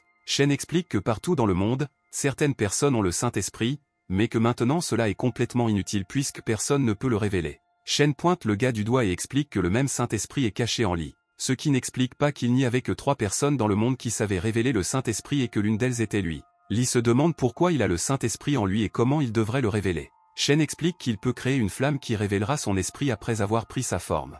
D'un air sérieux, Shen ajoute que s'il échoue, il mourra. Li est alors devenu un peu maîtrisé par crainte pour sa vie. Avec une main tremblante, le gars a immédiatement commencé à penser à tout et estime que c'est son seul moyen de rattraper le patron. Li déclare qu'il est prêt à essayer de risquer sa vie pour cela. Shen pose sa main sur l'épaule de son frère et est heureux de sa décision. Shen s'écarte en déclarant qu'il doit préparer l'élixir et qu'après cela, ils continueront. Si vous remarquez quelque chose, il doit se rendre dans la forêt du coucher du soleil pour chercher l'herbe de la flamme éteinte. Shen a noté qu'il n'était pas là depuis très longtemps et qu'il ne savait pas à quel point la forêt avait changé. Shen se rend à Sunset Forest pour obtenir les herbes nécessaires. Shen marche sans souci à travers la forêt, se dirigeant vers le bon endroit. À ce moment, des inconnus l'entourent de toutes parts. Shen remarque qu'il ressemble à des badugans ordinaires qui tuent pour un trésor. Le plus grand groupe d'assaillants décide de ridiculiser Shen, croyant qu'il est perdu sur leur territoire. Shen déclare que l'homme lui a fait obstacle, exigeant qu'il s'éloigne de lui. L'homme inconnu commence à éclater de rire face à une telle déclaration. L'homme commence à donner un coup de poing au gars sur le front, exigeant qu'un tel leur donne tous ses objets de valeur, sinon il paiera. Shen dit avec un sourire que ce type a des manières épouvantables, ajoutant qu'il est très pauvre. Les hommes décident immédiatement d'attaquer l'homme. Shen active sa capacité de cultivation et combat l'homme. À ce moment, une épée vole du dos du voleur. Il transperce la poitrine de l'homme et s'arrête pour quelque chose. Shen demande d'un ton moqueur si l'homme aimerait toujours le voler. L'homme ne comprend pas quel genre d'attaque inhabituelle lui a frappé dans le dos. Tous les voleurs se retournent et se demandent qui a osé les attaquer. L'homme à l'épée déclare qu'il appartient à la secte Xinjiang et que personne devant lui n'a le droit de tuer qui que ce soit. L'homme remarque qu'il voulait juste voler les gars et ne s'attendait pas à ce qu'un étudiant d'une secte l'attaque. L'homme, ne voulant pas continuer le combat, s'écarte et déclare qu'il a de la chance. Shen, les mains jointes, remarque qu'en fait, c'est l'homme et sa bande qui ont eu de la chance, car ils ne savent pas du tout de quelle force ils disposent. Les disciples de la secte Shin se demandent si le gars va bien ou s'il a été blessé. Shen se souvient que cette secte est située à 5 km de la forêt et il ne comprend pas ce qu'ils vous font ici. Le disciple Shin, les mains jointes, se demande comment le gars a eu l'idée de visiter cette forêt seul, car il aurait pu mourir entre les mains de chasseurs ou sous les pattes de monstres. L'homme s'éloigne avec indignation pour dire au revoir à sa compagne. Shen remarque qu'en fait l'homme était assez arrogant envers les autres, le gars remarque qu'il y a en fait beaucoup de monstres et d'animaux en vue, et qu'il y a même un roi démon local. À ce moment, Shen entend un étrange cri derrière lui. Shen a été étonné par ce qu'il a vu, une image très terrible était visible. Le gars regarde un petit groupe d'étudiants décidés de combattre le démon. Le plus âgé parmi tous les membres du groupe coupe le démon avec ses capacités. L'épéiste de la secte Shin s'intéresse à la raison pour laquelle il tente de l'arrêter. Shen observe silencieusement toute cette situation, réalisant que puisqu'un taureau démoniaque de flamme verte est apparu devant eux, alors il y en a d'autres à proximité. Baek tombe au sol épuisé, ce qui semble être une victoire absolue pour les étudiants de Shin. Mais à ce moment-là, un troupeau de taureaux démoniaques de la flamme verte attaque le petit groupe. Les disciples de Shin ne comprennent pas d'où viennent tant de béhufs démoniaques. L'ensemble du groupe décide de quitter rapidement les lieux. Shen remarque qu'au milieu de tout le troupeau de blocs démoniaques se trouve un chef. Shen décide que puisque ces personnes l'ont aidé, il est prêt à les aider en retour. Shen se demande pourquoi ils font ça. Tout le groupe se tourne immédiatement vers lui, exigeant qu'il quitte les lieux. L'épéiste du groupe déclare que tout le monde devrait quitter les lieux. Il prévoyait de retarder les bulles pendant qu'ils s'échappent. Shen se rapproche de l'épéiste et déclare qu'il a un bon cœur mais une bouche sale et que tôt ou tard, il sera récompensé. Face à l'enseignement, un taureau démoniaque apparaît et se dresse sur ses pattes arrière. Shen remarque que tous les membres de ce groupe envisagent d'utiliser les capacités magiques des bêtes démoniaques. Shen utilise la cultivation et décide de combattre le taureau démoniaque qui se dresse sur son chemin. Les disciples de Shin ne pouvaient pas croire ce qu'ils voyaient, parce que le gars essayait de collecter le vrai QI dans une sphère. Enveloppant cette flamme dorée, le groupe ne pouvait pas croire ce qu'il voyait car c'était une force terrifiante. Shen croise les mains et note que la cultivation seule ne lui suffit pas pour gagner. L'épéiste demande au gars d'arrêter et d'arrêter de faire ça. L'épéiste décide à nouveau de couvrir le gars et exige qu'il parte car ils ne pourront pas retenir les bulles longtemps. Avec un sourire, Shen se demande pourquoi le groupe a décidé de paniquer si soudainement. L'énorme taureau se tenait devant le visage de Shen et ne le regardait pas dans les yeux. Shen réapplique sa cultivation et fabrique une sphère dorée dans ses paumes. J'utilise alors votre force contre le taureau et le taureau le plus important tombe sans âme devant lui, ce qui étonne grandement les épéistes. Le groupe a été très étonné que le gars connaisse la technique des 1000 bêtes, tout le monde a remarqué l'incroyable puissance du disciple de la secte des 1000 étoiles. Shen commence brusquement à s'enfuir, je remarque qu'il n'est pas très doué pour apprivoiser un troupeau d'animaux enragés et qu'il devrait donc quitter les lieux le plus tôt possible. L'épéiste se demande ce qui se passera s'ils n'ont pas le temps de partir. Shen ajoute avec un visage sérieux qu'ils n'auront alors qu'un seul chemin vers l'autre monde. Le groupe, dont Shen, s'enfonce dans la forêt et entend des sons étranges de taureaux démoniaques. Dans l'ensemble du groupe, il semble qu'ils devront encore riposter, car après tout, ils n'ont pas d'autre choix. Shen rassure tout le monde parce que c'est en sécurité ici, et je ne suis comme ça que dans un rayon d'environ 8 km, et ils ont parcouru les 100 km. Moins d'entre eux s'intéressent à la façon dont le gars a réussi à compter les kilomètres pendant tout ce temps pendant qu'il courait. Le groupe principal a admiré les compétences du gars. Shen ajoute que c'est la base des bases et que maintenant ils sont au fond de la forêt où ils sont en sécurité. Tout le groupe les remercie de les avoir sauvés, car sans l'aide du gars, ils étaient déjà morts. Shen remarque que les taureaux démoniaques se trouvent dans les profondeurs de la forêt et que les étudiants se trouvaient au mauvais endroit, au mauvais moment. Le gars suppose que c'est juste une coïncidence. À ce moment, Shen sentit fortement l'odeur du sang. Il y avait une photo devant lui, plusieurs cadavres gisaient près des réserves de nourriture et ils étaient entourés de bêtes démoniaques. Le cadavre entier était complètement vidé de son sang. Shen a immédiatement remarqué qu'il n'y avait absolument pas de sang dans le tuyau. Shen réalisa immédiatement qu'il s'agissait de l'œuvre d'une sorcière qu'il devait achever. Shen remarque qu'il n'est pas dans la forêt depuis assez longtemps et que tout se passe autour de lui. Shen observe la situation alors que la jeune fille est entourée de plusieurs personnes. La jeune fille déclare qu'elle n'a pas de capacité magique et que ce n'est pas elle qui a tué les personnes qui se trouvaient derrière. Les hommes remarquent avec moquerie que le tueur n'admet jamais ses crimes.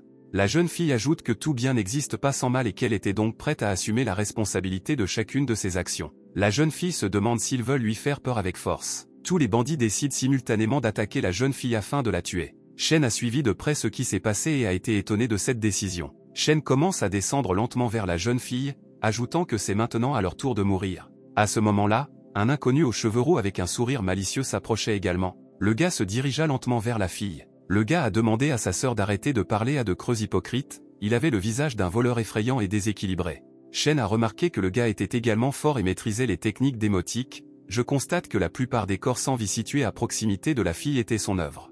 La jeune fille a demandé à l'homme de ne pas intervenir, Les voleurs ont également noté qu'il s'agissait d'une autre fille et qu'ils ne voulaient pas la lui donner. Le gars décide d'utiliser son pouvoir et de sauver la fille. Tous les voleurs tombent immédiatement à genoux et sentent dans l'agonie le sang qui leur coule. Shen, observant tout l'incident, il comprit que la plupart des pratiquants qui utilisaient de telles techniques se sont transformés en démons et en tueurs assoiffés de sang. La jeune fille, incapable de continuer à assister aux tourments des voleurs, tente de les sauver grâce à ces techniques. La fille décide de dire au gars que les techniques démoniaques ont une ligne fine entre le bien et le mal, mais elle n'allait pas donner au gars le droit de tuer des innocents. Le gars se retrouve soudain à côté de la fille et vous sourit malicieusement. Avec un sourire, il décide de savoir si sa sœur va le contredire. La jeune fille n'a pas eu le temps de comprendre comment le mec a réussi à l'approcher si vite. Sans plus de regrets, il utilise cette technique sur sa sœur, en lui suçant le sang. Le gars commence à concentrer dans sa main un caillot de sang provenant de sa sœur. Avec une moquerie, il décide de clarifier avec sa sœur ce qu'il ressent après tout ce qui s'est passé. Le mec passe aussi aux autres, les suçant en cours de route.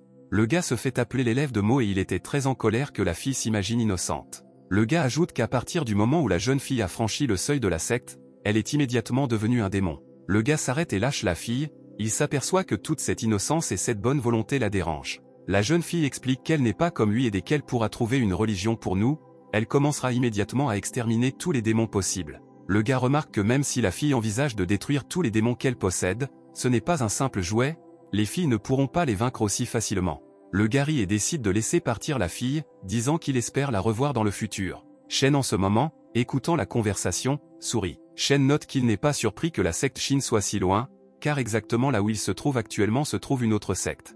Shen propose un plan pour attraper un démon et l'utiliser comme chair à canon pour pratiquer ses techniques illimitées. Le gars pense qu'il prévoit un voyage amusant dans un avenir proche. Shen continue son chemin en riant. En s'arrêtant sur l'un des arbres, le gars suppose qu'il est là. Shen observe un rassemblement de plusieurs sectes, où se trouvait une grande foule. L'un des anciens remarque qu'il y a des démons et leur héritage dans cet endroit, un autre ancien confirme qu'ils ne doivent pas agir de manière imprudente avant l'arrivée des démons. Shen, étant au-dessus de toute cette performance, n'entend pas de quoi il parle. À ce moment, l'un des démons s'approche de la foule. Le type aux cheveux roux demande à permettre à la secte démoniaque de retirer l'héritage de la divinité. Toute la foule remarque que c'est le meilleur disciple de la secte Mozong. Plusieurs hommes décident de l'attaquer dans le but de le tuer. À ce moment, une voix se fait entendre lui demandant comment ils veulent prendre la vie de son meilleur élève. L'homme atterrit au sol avec une lueur violette autour de lui. L'inconnu regarde la foule en les traitant de simples insectes sans une goutte de puissance. Après avoir enlevé leur cape, tout le monde remarque l'aîné de la secte Mozong, ML Shintian. La foule était stupéfaite de voir un démon aussi puissant. Les anciens ne comprenaient pas comment Mo pouvait les atteindre. Shen, regardant toujours d'en haut, remarqua que la relique du soleil levant commençait à s'ouvrir, suggérant que Mozong n'avait envoyé qu'un seul avant l'I9. Mo commence à sentir que quelqu'un de l'extérieur le surveille et se trouve à proximité. L'homme qui coupe utilise son seau et le pointe vers Shen dans le but de tuer le voyeur. Shen réalise avec un sourire que le démon a pu le détecter. Shen utilise immédiatement un seau protecteur contre l'attaque de Mo. Shen a complètement absorbé l'attaque de l'homme et n'a été touché d'aucune façon. Mo est émerveillé par une technique défensive aussi puissante, car le gars a complètement absorbé son attaque. Shen décide de descendre de l'arbre et de se rapprocher. Shen se présente comme un grand seigneur. Les personnes présentes ont été surprises par cette déclaration. L'un des anciens ne croyait pas que c'était le même Shen qui lui avait apposé le sceau. L'homme déclare qu'il détruira Shen et son académie sans valeur. Shen rappelle que la vie de Shen est entre ses mains et qu'il peut y mettre fin à tout moment. Mo remarque que Shen se démarque des autres et se comporte assez étrangement. Shen rappelle que 3 jours se sont déjà écoulés. Après la fin, il s'en prendra personnellement à son âme et détruira Quan. L'étudiant Mo, ne voulant plus écouter les bavardages, décide d'attaquer la foule avec sa technique. Shen utilise sans effort un petit seau de blocage. Shen se tenait avec un visage sérieux et le seau s'activa. La technique du disciple de Mo n'eut aucun effet sur lui. Shen se demande si le gars se soucie des affrontements célestes, car il lui semble qu'il ne comprend rien du tout. Le gars demande d'un air moqueur de quoi il parle, car il cache son énergie. Le visage du disciple Mo change radicalement en voyant toute la puissance de Shen. Shen, étant sous sa technique, explique que c'est la base de la cultivation et que l'homme ne doit pas négliger sa vie, remarquant que les mains du gars sont déjà tachées de sang. Toutes les personnes présentes ont été émerveillées par un saut aussi sérieux, car il a été perdu il y a des milliers d'années. Le disciple Mo exige que Shen bouge. Mo se demande aussi si le gars envisage d'ajouter autre chose. Shen note avec un sourire que le couple est très arrogant et qu'il le regarde comme un insecte. Incapable de tolérer Shen plus longtemps, l'étudiant Mo active sa technique de tir pour tenter de tuer le gars. Shen remarque que le gars a réussi à voir le chagrin céleste, mais cet étudiant n'est pas capable de le tuer. Shen frappe brusquement une série d'éclairs directement sur le corps du disciple de Mo. Tout le visage du gars est couvert de sang et il ne reste plus rien. Mo était horrifié par ce qu'il voyait. car son élève était fort et personne n'avait été capable de le vaincre auparavant. L'un des gars dans la foule a fait remarquer que Shen était diablement fort pour eux. Mo décide de s'incliner devant Shen avec le désir de devenir le fidèle assistant du gars. Shen accepte l'aide de l'homme, l'appelant son serviteur. Shen ajoute que sinon il finira comme son élève. Les anciens furent indignés par cette situation, car le grand démon Mo devint son esclave. Mo décide de se faire plusieurs blessures au visage et de jurer par le ciel qu'il suivra Shen jusqu'au bout. Shen reçoit le vœu de Mo et ajoute qu'il aime les gens comme cet homme. Shen prête serment et l'active. Le gars dans ses pensées croit que ce voyage n'a pas été vain, car il a acquis un bon serviteur sous ses ordres. Shen, sans attendre que les anciens reprennent conscience, se précipite vers eux. Les anciens commencent à lui reprocher ce qui s'est passé à l'unisson, le menaçant de toutes sortes de conséquences. Shen explique que pour lui, il n'y a ni bon ni mauvais et qu'il ne fera donc pas tout le travail d'un démon au nom du droit chemin. Les anciens ajoutent que si Shen tue Mo, ils pourront fermer les yeux sur ce qui s'est passé. Tous les anciens ont continué à crier après Shen et à l'accuser d'actes démoniaques. Avec un sourire, le gars note que même s'il a vaincu le démon, il s'en fiche. Shen décide finalement de faire une chose démoniaque. Avec un regard menaçant, il regarda la foule et les invita à découvrir ce qu'il comptait faire exactement. L'un des anciens se présente comme l'ancien adjoint de la secte Ouija avec une proposition pour mettre fin à tout ce chaos, sinon, le gars aura de gros problèmes avec la secte Ouija. Shen précise s'il doit considérer cela comme une menace à son encontre. L'homme ajoute s'il se souvient de ce dont l'Académie Quan est capable par rapport à la secte Ouija. Le député explique qu'il lui suffit de faire signe pour tout détruire. Le gars dit qu'il n'aime pas tuer, mais il le doit. Shen précise si Mo peut tuer tous ceux qui interfèrent avec lui avec un seul ordre. Mo hoche la tête avec approbation en réponse. Tous les anciens et la foule qui les trouva prirent leurs épées. Mo arrive brusquement vers l'ancien adjoint et lui fait un trou dans la tête. N'ayant pas le temps de faire quoi que ce soit, le député tombe à terre sans âme. Les anciens restants déclarent que le député est déjà mort et que s'il continue, il n'y aura pas de retour en arrière. Shen décide de donner un autre ordre à Mo et de vaincre toutes les personnes présentes sans exception. Mo, sans plus attendre, accepte d'exécuter les ordres de son maître. Mo ne comprenait pas pourquoi Shen donnait si facilement l'ordre de tuer toutes les personnes présentes.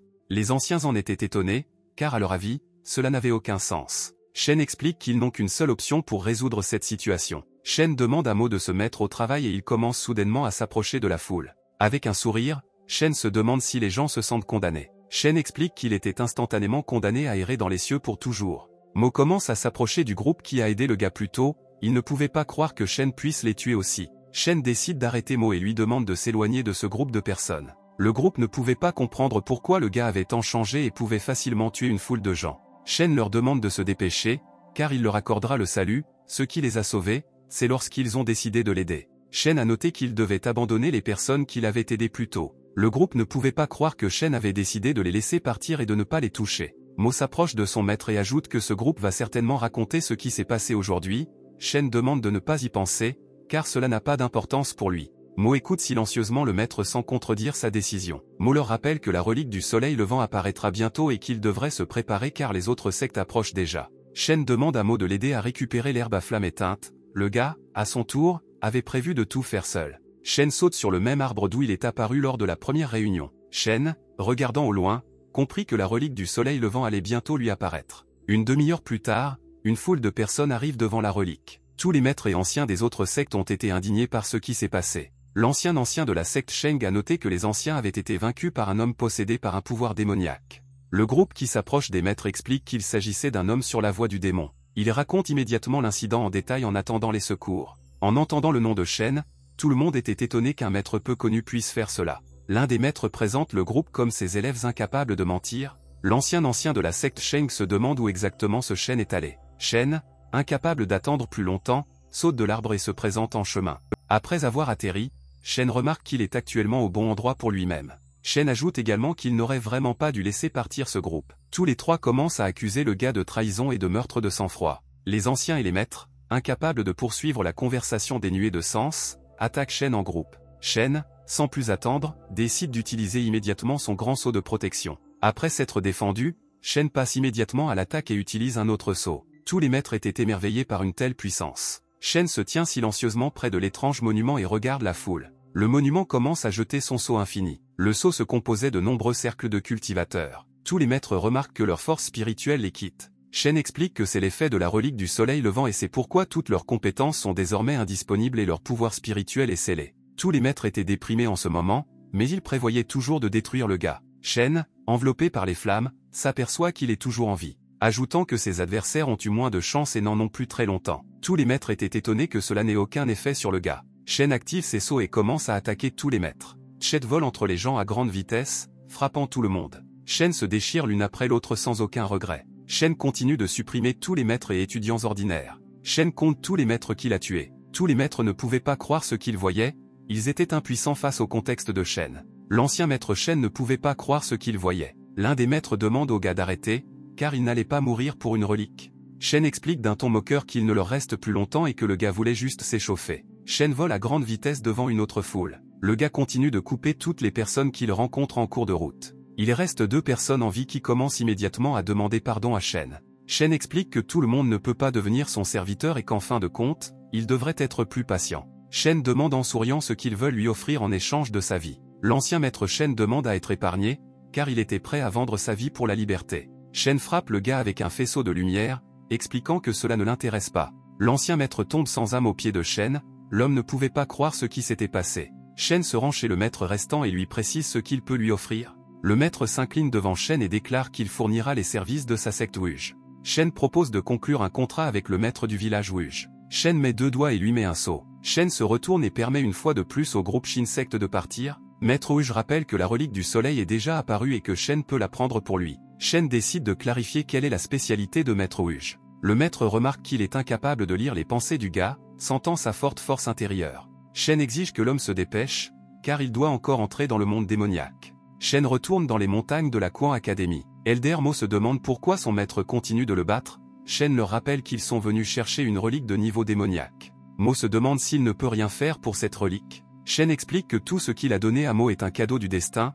Shen ajoute que puisque l'homme ne le fera pas, il peut lui apporter un soulagement. L'homme se lève brusquement et précise de quel genre de soulagement parle le maître. Shen remarque que le sceau est brisé et que l'homme n'est pas prêt à travailler aujourd'hui. À ce moment-là, un vieil homme arrive en ville avec sa petite fille et demande à rencontrer Shen. Jian explique à Shen qui marche que le vieil homme a brisé leur barrière. Shen était heureux qu'il vienne toujours dans sa secte. Le gars était étonné que l'homme ait réussi à briser la barrière pour le plaisir de la réunion. Le vieil homme s'est excusé pour la gêne occasionnée et demande toujours que sa petite fille soit guérie. Shen explique que tout va bien, car il souhaite uniquement payer les dégâts. Le vieil homme et la fille étaient étonnés que le gars leur demande un paiement. Shen crie et explique combien il a dépensé pour construire ce bouclier. Le vieil homme rit et ajoute qu'il s'est excusé pour ce qui s'est passé. Le vieil homme enlève sa bague et lui demande de l'accepter en guise de remboursement. Tous les subordonnés ont été étonnés du coût élevé de cette pierre. Shen ne s'y intéressait guère, car il avait dépensé beaucoup plus. Le vieil homme, se grattant la barbe, propose 3 millions en guise de paiement, en devinant que cela suffira. Tous les subordonnés ne pouvaient pas résister à des sommes aussi importantes. S'éloignant de ce qu'il a entendu,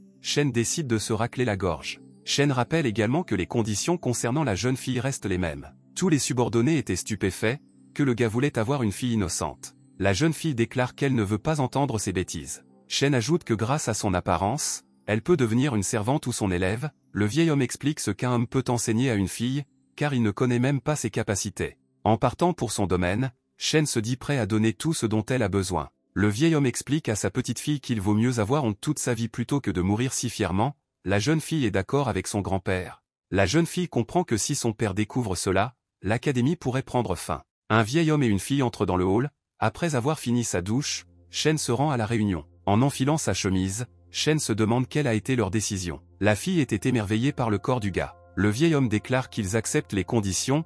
La jeune fille a remarqué le corps musclé du gars dans ses pensées, ajoutant qu'il était l'homme le plus attirant de toute sa vie. Shen décide de conclure un contrat avec la jeune fille pour poursuivre son travail ensemble. La jeune fille hoche timidement la tête. Le gars met son index sur le front de la fille. Shen détourne le regard vers le vieil homme. Shen explique qu'ils ont conclu un contrat, mais qu'à l'avenir, l'homme devra quitter les lieux pour dissiper le poison. Shen exhorte l'homme à quitter sa salle. Le vieil homme accepte et sort. Shen ferme la porte derrière le vieil homme alors qu'il part. Shen reste seul avec la fille et la regarde attentivement. Shen suggère que la fille commence le plus tôt possible. La fille demande timidement si le gars envisage de commencer maintenant. Shen, sans plus attendre, exige immédiatement que la jeune fille se déshabille et s'allonge sur le lit. La jeune fille était très confuse, mais elle a précisé quel était le traitement.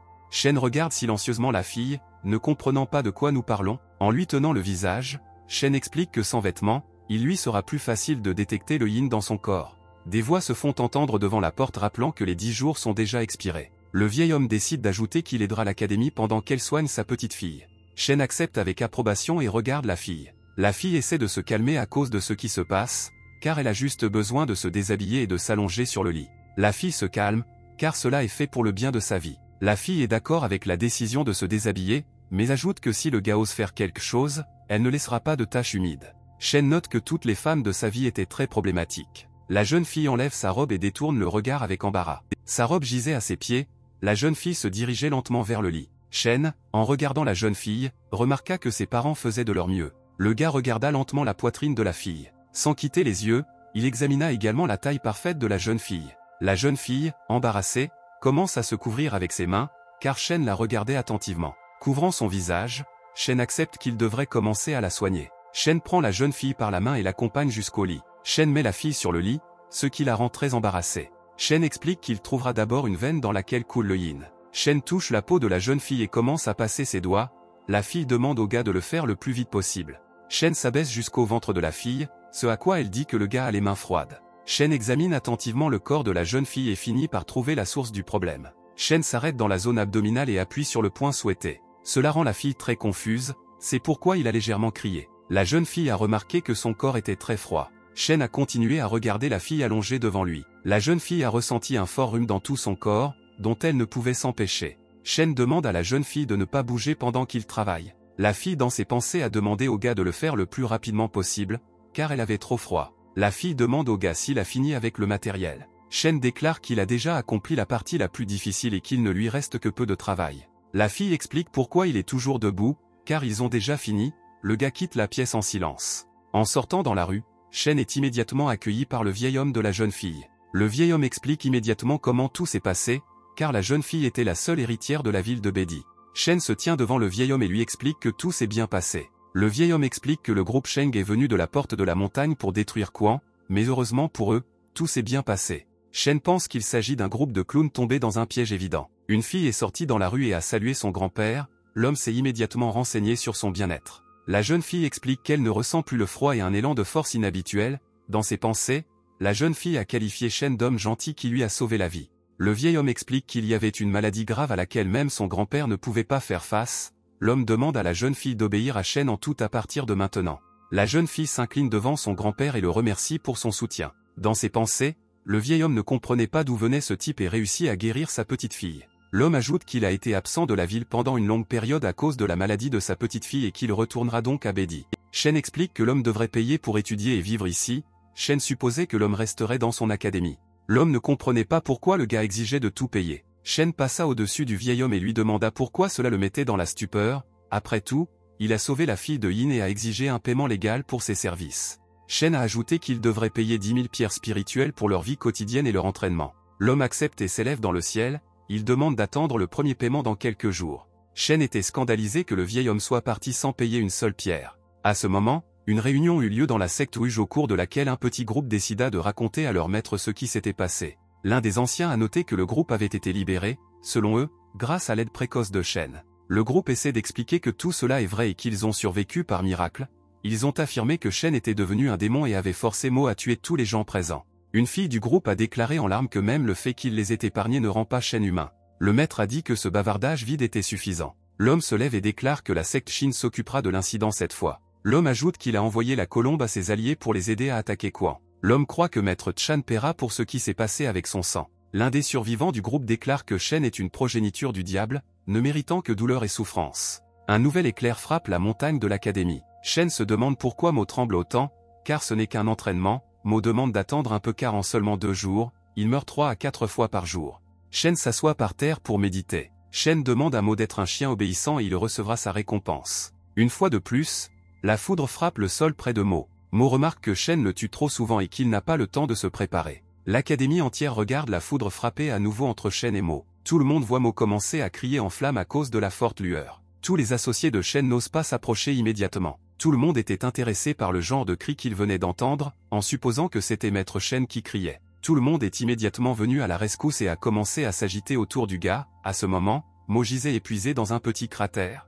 L'homme était indigné que personne ne prenne même la peine de lui demander comment il se sentait, car il était le seul à être frappé par la foudre. Jiao remarque que la foudre n'était pas faible et s'intéresse à l'état de Mo. Essuyant le sang de sa bouche, Shen décide de faire une courte pause entre les séances d'entraînement. La jeune fille fut surprise par ce qu'elle vit. Elle ne comprenait pas exactement ce qu'elle voyait à ce moment-là. Un énorme pilier de foudre tombe devant les gens. Un gros nuage de poussière s'éleva dans l'air, tout le monde s'inquiétait de l'état de Maître Shen. Tout le monde essayait attentivement d'examiner le corps du maître dans la poussière, supposant que le maître avait complètement disparu. La jeune fille remarque une silhouette assise par terre, ce qui l'étonne beaucoup. Shen était assis calmement sur le sol, enveloppé de flammes jaunes. Le gars décide d'utiliser sa technique à ce moment-là, tout le monde a été émerveillé par le talent de Shen. La jeune fille se rapproche et invite le maître à tout faire progressivement et sans désir de succès rapide. Le gars explique qu'il fait déjà tout progressivement, mais un ordre de grandeur plus vite, c'est pourquoi il a cette longueur d'avance sur tout le monde. À ce moment-là, Li arrive en courant et déclare qu'ils ont de gros problèmes. Shen demande ce qui lui est arrivé. Li explique que les gens s'étaient rassemblés au pied de la montagne pour exiger le paiement de la perte du maître. Jiao est surpris et se demande comment le grand maître des royaumes a pu mourir. Shen se lève et décide de gérer la situation personnellement. Shen déclare que, malheureusement, ce qu'il a entendu est vrai, tous ceux qui n'ont pas participé à la bataille ont été surpris par ce qu'ils ont entendu. Shen, avec un visage sérieux, comprend que les 10 pratiquants les plus forts sont venus lui dire quelques mots gentils, car il détestait vraiment Shen. Tong n'arrivait pas à croire que le maître ait provoqué le plus fort en le traitant d'immortel. Jiao déclare que ce n'est pas le moment de plaisanter car leur sceau est toujours brisé et ils sont sans protection. Shen se demande si la jeune fille a peur d'être à côté de l'homme qui a déclenché tout ce désordre. La fille demande si Shen s'adresse à elle. Jiao parle avec d'autres maîtres et, par décision commune, il décide d'envoyer la fille avec Shen. Shen déclare avec un sourire que si tout est si intéressant, alors ils pourront tous voir ce qui s'est passé. Les grands cultivateurs sont restés là et ont exigé que Shen se rende immédiatement, sinon ils détruiraient toute leur académie. Shen s'approche et se demande s'il doit payer de sa vie. Le maître traite Shen de démon, car c'est lui qui a tué de bonnes personnes sans aucun regret. L'homme exige que Shen se rende. Shen explique que son professeur a besoin de mains propres, ce à quoi la jeune fille explique qu'elle résoudra ce problème elle-même. Les maîtres surveillent attentivement ce qui se passe. Tout le monde commence à se moquer du fait que Shen ait envoyé la fille négocier, ils ne croyaient pas que la fille serait capable de les gérer. La jeune fille se tient devant les maîtres et leur demande de fermer la bouche. La jeune fille regardait les pratiquants avec un regard mauvais. Tous les pratiquants ont continué à se moquer de la jeune fille, ne croyant pas qu'elle puisse leur opposer la moindre résistance. La jeune fille décide de démontrer sa force à des pratiquants aussi faibles. Des flammes roses s'élevaient autour de la jeune fille a exigé que les pratiquants baissent la tête devant ses pieds. Les pratiquants ne croyaient toujours pas à la force de la jeune fille, ils pensaient que la lueur brillante ne pourrait pas les vaincre. La jeune fille met la main devant elle, exigeant qu'ils se taisent, toute la foule en colère s'est précipitée vers la jeune fille. La force de la jeune fille s'est affrontée au combat avec plusieurs pratiquants expérimentés. Les maîtres qui se tenaient derrière traitaient la fille de pathétique, ils croyaient que sa force pathétique ne suffirait pas à les arrêter. Au milieu de la bataille, une énorme lueur éclata. Cela étonna grandement le maître, ce qu'il considérait comme impossible. La jeune fille au visage sérieux a dit que les maîtres n'ont pas le droit d'ouvrir la bouche. La jeune fille décide d'attaquer les cultivateurs restants. Ils commencent tous à se tordre de douleur, les pratiquants ne comprenaient pas d'où la jeune fille avait obtenu des techniques aussi puissantes. La jeune fille s'approche et explique que pour des techniques aussi puissantes, il faut connaître le pouvoir absolu du QI. La jeune fille au visage sérieux note que même s'ils se disent pratiquants, la véritable énergie de ces gens est trop sans valeur contre elle. Shen crie à la fille de revenir après un tel match. Jiao remarque la grandeur de la jeune fille. La jeune fille tourne le dos au maître et retourne à l'académie. Tous les pratiquants étaient étonnés qu'une seule fille ait vaincu les 9 grands pratiquants, ils ne savaient pas quoi faire contre une force aussi puissante. Shen décide de se tourner vers les cultivateurs blessés, tout le monde fait aussi attention aux gars. Tous les cultivateurs décident de quitter le champ de bataille le plus rapidement possible. Le maître a noté qu'il n'était pas prêt à tout quitter si facilement, il envisageait de revenir dans le futur et de se venger. L'un des pratiquants s'approche du maître et lui murmure quelque chose. Le visage de l'homme se transforme en folie, il permet à Shen de partir et de rester en vie. La jeune fille s'approche de maître Shen et lui déclare qu'elle a terminé. La jeune fille a ajouté qu'elle avait observé les techniques de foudre et a décidé de demander au maître de lui apprendre également. La jeune fille explique qu'elle ne sait pas vraiment ce qu'elle aimerait étudier, alors elle demande au maître de décider pour elle. Shen, avec un visage sérieux, déclare que ce n'est pas qu'il ne veut pas enseigner. Shen termine en disant que le vieil homme n'a toujours pas payé le logement de la jeune fille. La fille était très en colère et voulait frapper le gars. Shen commence à analyser aujourd'hui et se rend compte que la fille est son seul atout.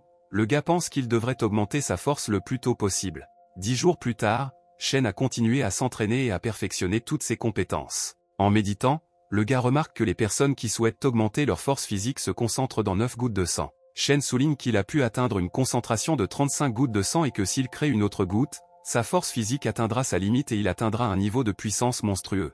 Jiao vient voir Shen avec une déclaration concernant l'invitation de la secte Rouge à un banquet où seules les personnes respectées des sectes seront présentes. Shen, ne voulant pas visiter de tels endroits, demande à Jiao d'assister au banquet. Jiao explique qu'il s'agit d'un événement respecté qui élève également le statut de la secte. Shen demande à aller prévenir Fen et Li afin qu'ils puissent se réunir avec lui. Jiao remarqua que Li avait beaucoup grandi en force au cours des derniers jours et que cela ne lui ferait pas de mal de sortir dans le monde. Shen décide de partir et est d'accord avec Jiao. Maître Shen ajoute qu'il lui apprendra tout pour rehausser la réputation de leur académie. Le lendemain, Shen accompagne Fen et Li au banquet. La jeune fille explique pourquoi le visage du maître était si sombre. Shen explique qu'il n'a pas emmené la fille à cause de sa beauté ou de sa force. Le gars a invité la fille juste pour avoir de la compagnie. À l'entrée de la ville de Qinyun, il y avait plusieurs pratiquants, dont l'un souhaitait que Shen Li tue son maître. L'homme appelle Shen le diable, tout en se demandant ce qui s'est exactement passé dans la forêt. Shen remarque que devant lui se trouve le même groupe de personnes vaincues. Il demande à Fen d'aller au banquet, car ses oreilles pourraient se faner à cause de telles conversations. La fille décide d'expliquer au gars qu'elle est déjà une grande femme. Shen demande à Fen d'arrêter de dire de telles choses et de ne pas insulter ce mot. Shen, sans plus tarder, décide autrement de quitter Fen pour résoudre ce problème. Shen et Li vont au banquet, laissant la fille avec les pratiquants. La jeune fille était très indignée par le comportement du gars. La fille ne pouvait pas comprendre pourquoi le gars lui avait fait ça. La jeune fille fut surprise de voir une force aussi puissante devant elle. La jeune fille décide d'agir rapidement et s'éloigne du sol et se dirige vers les cultivateurs. Fen ne comprenait pas pourquoi des cultivateurs aussi pitoyables avaient décidé de les déranger à nouveau. La jeune fille remarque que Shen a également commencé une bagarre avec quelqu'un. Shen parvient à emmener Li sur le côté. Après s'être éloigné de Li, le gars le descend au sol. Shen tombe à genoux et voit un pratiquant inconnu devant lui. Shen remarque qu'il y a un QI puissant devant lui, qu'il ne peut pas ignorer ni essayer. L'inconnu, sans plus attendre, décide de lancer une attaque de toutes ses forces. Shen parvient à utiliser une de ses techniques qui bloque toutes les attaques. L'homme attaque Shen, incapable de franchir sa barrière. L'homme attaque à nouveau Shen, touchant son artefact. Le coup d'un maître inconnu s'abat sur les cheveux de Shen. Shen était un peu choqué par une attaque aussi puissante, mais au dernier moment, il parvient à esquiver. Li appelle Shen, l'avertissant d'une attaque imminente. À l'endroit où Shen était assis auparavant, il reste une énorme trace d'éclair. L'inconnu, étant au complet, déclare que Shen ne pourra pas éviter la mort. Shen décide d'appeler Fen à l'aide. L'inconnu, serrant les dents, constate qu'il connaît cette jeune fille. La jeune fille arrive rapidement pour protéger son maître. Sans plus attendre, la jeune fille couvre maître Shen de sa technique.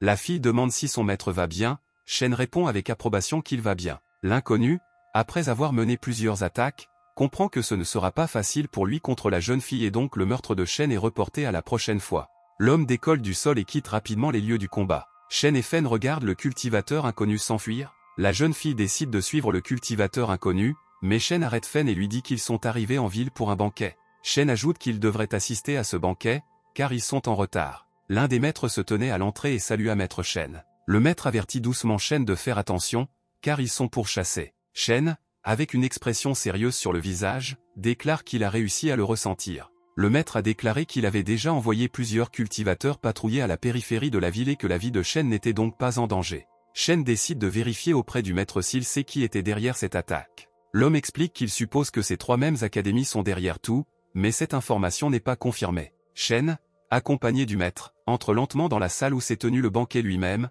Tous les invités ont regardé le gars de près. L'un des pratiquants demande à Shen d'aller au deuxième étage, ce que le gars accepte immédiatement. Les deux hommes assis à table étaient indignés qu'une secte pathétique soit invitée à un banquet aussi respecté. L'homme explique que c'est la secte Ouj qui a organisé ce banquet et qu'il décide qui doit assister au banquet. Le pratiquant a crié aux hommes, leur demandant d'être silencieux et plus appropriés. L'homme explique que son maître est au deuxième étage et que c'est sa commande personnelle. Tous les invités ont remarqué que la secte Ouj avait un allié, Quan, et que leur statut allait donc être accru aujourd'hui. Tous les invités se détendirent immédiatement puisque maître Ouj permit à Shen d'être présent. L'un des maîtres décide de préciser quel sera le prix du banquet cette année. Un adepte de la secte Ouj explique que sa secte prépare depuis longtemps le prix de cette année. Le cultiste ajoute que le prix principal du banquet d'aujourd'hui sera une goutte de sang Qilin. Shen lui-même a réagi aux paroles concernant la goutte sanglante de Qilin. L'un des maîtres demande à tout le monde de se calmer, car ce n'est que le refuge de Qilin. Tous les pratiquants présents étaient étonnés que la secte Ouj ait pu obtenir un artefact d'une telle valeur. Shen savait que Qilin était une créature mythique que personne n'avait jamais pu vaincre dans ce monde. Shen commence à bâiller, le remarquant, que ça ne sert à rien de faire autant de bruit, car ce n'est qu'un hybride. Shen ajoute que s'il y prend un bain avec une goutte de sang Qilin, son corps deviendra plus fort jusqu'à atteindre un niveau parfait. Shen a noté que le gars devrait récupérer lui-même, car il est encore beaucoup plus fort que lui. Li, perplexe, accepte de participer. Avec un sourire, Shen a noté que depuis sa formation, il ne pouvait pas aider Li, mais qu'il était devenu d'un ordre de grandeur plus fort même sans lui. Tous les pratiquants ont demandé à maître Ouj de commencer le plus tôt possible. Le maître décide de ne pas tourmenter le public et commence à tirer une goutte. L'homme se tient sur l'estrade avec la déclaration que tous ceux qui le souhaitent doivent également se tenir sur l'estrade. L'homme propose de se rendre à la tribune des premiers candidats. Shen se demande qui ose sortir le premier, remarquant dans son esprit que si Fen sortait, il gagnerait immédiatement avec ses forces. La première personne à sortir est un pratiquant de la secte Shin. Beaucoup ont été surpris que 9 pratiquants taoïstes soient morts au combat. Shen a noté qu'il avait laissé le gars partir une fois, mais qu'il voulait toujours lui plonger une lame dans le dos. Le gars déclare qu'il veut combattre Li, ce qui a beaucoup étonné Shen. On demande à nouveau à Shen si le gars veut vraiment se battre avec Li, ce à quoi il reçoit une réponse positive. Shen donne ses mots d'adieu à Li et lui demande d'économiser son énergie dès qu'il monte sur la plateforme, car c'est la chose la plus importante dans de telles batailles. Li est d'accord avec le patron. Le gars déclare que s'il parvient à vaincre Li, il vaincra Shen lui-même. Sans plus tarder, Li entre sur le champ de bataille et ne frappe le gars qu'une seule fois. Le gars s'envole à grande vitesse, ce qui étonne grandement les cultivateurs qui l'observent. Le gars est projeté contre l'un des murs, ce qui rend Li un peu confus. Le maître de secte Shin était émerveillé par une technique aussi puissante. Le gars a remarqué que ses forces s'épuisaient et il l'a vaincu sans aucun effort. Shen ajoute qu'il entraînera Li à son retour. Shen demande un tour supplémentaire, notant qu'il s'agit de l'élève le plus fort de son académie. Le maître se lève en déclarant qu'ils n'ont gagné qu'un seul duel et qu'il faut maintenant combattre le suivant. Sur le champ de bataille, Li bat à nouveau son adversaire d'un seul coup. Maître Shin ne pouvait pas comprendre comment ce type pouvait libérer son pouvoir sans aucun effort. Li commence à s'inquiéter, car son pouvoir continuait de croître. Il craignait qu'à cause de cela, il puisse tuer quelqu'un, mais Shen lui a demandé de continuer et de ne pas s'en inquiéter. Maître Shin ne pouvait pas croire qu'il ne leur restait plus que l'un. Le gars a lentement grimpé sur le terrain. Le cultivateur inconnu décide de sortir sa lame. Le gars déclare qu'il n'a rien de personnel envers Li, mais il va certainement le tuer. Tous les spectateurs ont noté que le disciple le plus fort de la secte Shin était entré sur le terrain. Li demande s'il doit continuer à se battre. Shen décide de donner le choix au gars et suggère d'abandonner, car cela ne lui prendra pas beaucoup d'énergie. Le gars qui s'attendait au combat remarque que Li n'a pas le choix et ne le laissera pas abandonner. Le gars attaque immédiatement Li avec ses nombreuses attaques. L'un des pratiquants a noté qu'il s'agissait d'une danse céleste des lames. Le reste des spectateurs n'était pas moins surpris par ce qui se passait. Li remarque que derrière lui un épéiste inconnu exécute sa série de coups. Li se retourne et fait face à l'épéiste. Se concentrant et investissant sur son seul coup, Li frappe l'épéiste. L'épéiste reçoit un coup directement dans la poitrine, le faisant s'envoler comme tous les participants précédents. Un épéiste inconnu atterrit près du public. L'homme est mort d'un coup violent et une foule de spectateurs s'est rassemblée autour de son corps. Li ne voulait pas blesser le gars, car il n'avait qu'à se défendre. Shen explique, les mains jointes, que le gars, étant mort, ne peut pas lui reprocher ce qui s'est passé. Tous les cultistes étaient indignés que Li ait tué l'un des disciples de Shin. Shen note que Li ne faisait que se défendre et qu'il n'est pas nécessaire de punir son élève, car Shen n'y voyait aucune raison. Le maître estime que l'existence de l'académie Quan ne sert à rien. Shen propose de se battre en duel et de découvrir lequel d'entre eux est vraiment un maître. Shen donne au maître une chance de faire ses preuves. Fen et Li ont été choqués par cette déclaration de maître Shen. Maître Shin commence immédiatement à nier et à refuser la nécessité du combat. Shen note que c'est la seule façon pour lui de défendre l'honneur de l'académie Quan. À ce moment, un autre cultiste décide de monter sur le ring. L'homme décide de défier Shen en duel sans plus attendre. Shen accepte le combat et monte également sur le terrain. Shen atterrit lentement devant son adversaire et l'examine. Shen se demande pourquoi cet homme est si impatient de mourir. Li, étant à l'écart, estime que c'est à cause de lui que Shen va désormais être tué. Le maître explique que Shen n'est rien de lui-même et ne sait que babiller. Shen note que seul maître Shin ne l'a toujours pas insulté publiquement. Maître Shin continue de regarder la bataille en silence. Shen ajoute que le maître lui convient comme mentor, car il est plus âgé et plus sage que le gars et donc sans aucun doute supérieur en force. Les pratiquants remarquent la vérité dans les paroles de Shen. Ils supposent également que maître Yang doit être plus fort que Shen. Maître Yang déclare qu'il ne se soucie pas du niveau de cultivation de cet homme. L'homme suggère de se battre à moitié pour qu'ils soient à peu près égaux. Shen accepte un tel duel avec un sourire. Maître Yang pointe le gars du doigt, voulant lui gâcher la vie. Shen remarque à quel point Maître Yang avait confiance en lui. Le gars voulait le vaincre le plus rapidement possible et lui enlever les faux espoirs. Le début de la bataille est annoncé. Les pratiquants supposent que cette bataille sera bien plus intéressante que les autres. Shen note avec ridicule que le maître étant plus âgé, il est prêt à céder et à le laisser commencer. Maître Yang attaque avec sa lame, croyant que Shen est impatient de renoncer à sa vie. Tous les pratiquants furent étonnés de voir cette même épée de lotus à 5 feuilles. Beaucoup pensaient que Maître Yang méritait vraiment de le posséder. Shen a continué à se tenir calmement, attendant le premier pas de Maître Yang. Tous les pratiquants ne comprenaient pas pourquoi Shen restait immobile. Ils pensaient que ce serait une bataille à un coup. Maître Yang effectue sa première attaque avec des lames, recouvrant tout le champ d'une boule de poussière. Tous les spectateurs pensaient que Shen était déjà mort et qu'il n'avait aucune chance de survivre. Maître Yang pensa d'un ton moqueur qu'il était vraiment désolé d'avoir tué Shen. Maître Yang fut étonné de voir que Shen est en fait toujours en vie sans une seule égratignure. Shen demande à Maître Yang ce qui semble exactement impossible à son avis. L'homme ne pouvait pas comprendre comment le gars avait réussi à éviter son attaque. Maître Yang demande combien de gouttes de sang le gars a concentré. Avec un sourire, Shen demande à deviner Maître Yang. Tous les pratiquants ont remarqué que le corps de Shen était comme une divinité. Beaucoup ont commencé à deviner combien de gouttes de sang l'homme avait. Maître Shen a continué à effectuer de nombreuses attaques avec sa lame, estimant que son épée était plusieurs fois plus forte que celle du type.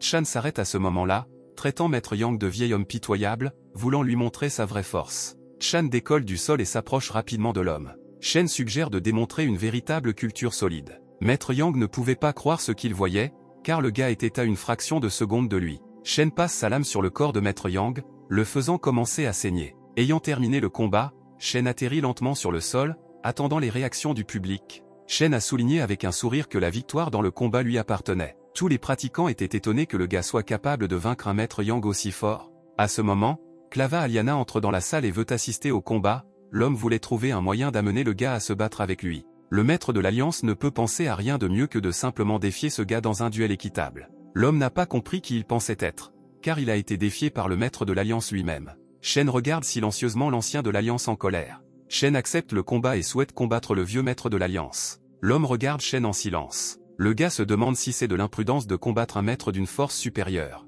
L'homme croit que les gens comme Shen ne peuvent que parler et s'élever vers l'absolu. L'homme commence à concentrer ses forces autour de ses mains. Shen note que même s'il est un maître, il se sent également insulté. Le gars ne comprend pas ce qu'il a fait et qui a poussé tout le monde à le détester. Le maître traite son adversaire de gamin. Shen se lève brusquement et se dirige vers l'endroit où se trouvait Fen. Le gars invite son élève à combattre un maître faible. Shen demande publiquement à son élève le plus âgé de combattre le maître âgé dans un combat loyal. L'homme était indigné, car sa cible était Shen, et non une fille faible. Shen décide d'intéresser la jeune fille et de lui rappeler le paiement à l'académie. La jeune fille déclare que même si la ville de Bedi est riche, elle ne pourra pas supporter ses dépenses. La jeune fille décide de descendre du podium et de se placer face au maître de l'Alliance. La jeune fille suggère de commencer le combat immédiatement et de ne pas la retarder. L'homme applique un saut d'où il pousse vers la jeune fille. Un homme qui crie à mort s'approche rapidement de la jeune fille. La jeune fille, sans aucun souci, active son saut sur sa main. Les hommes sont projetés à plusieurs mètres vers le mur. La jeune fille secoue ses paumes et se demande comment l'homme a décidé de lever la main vers une si belle dame.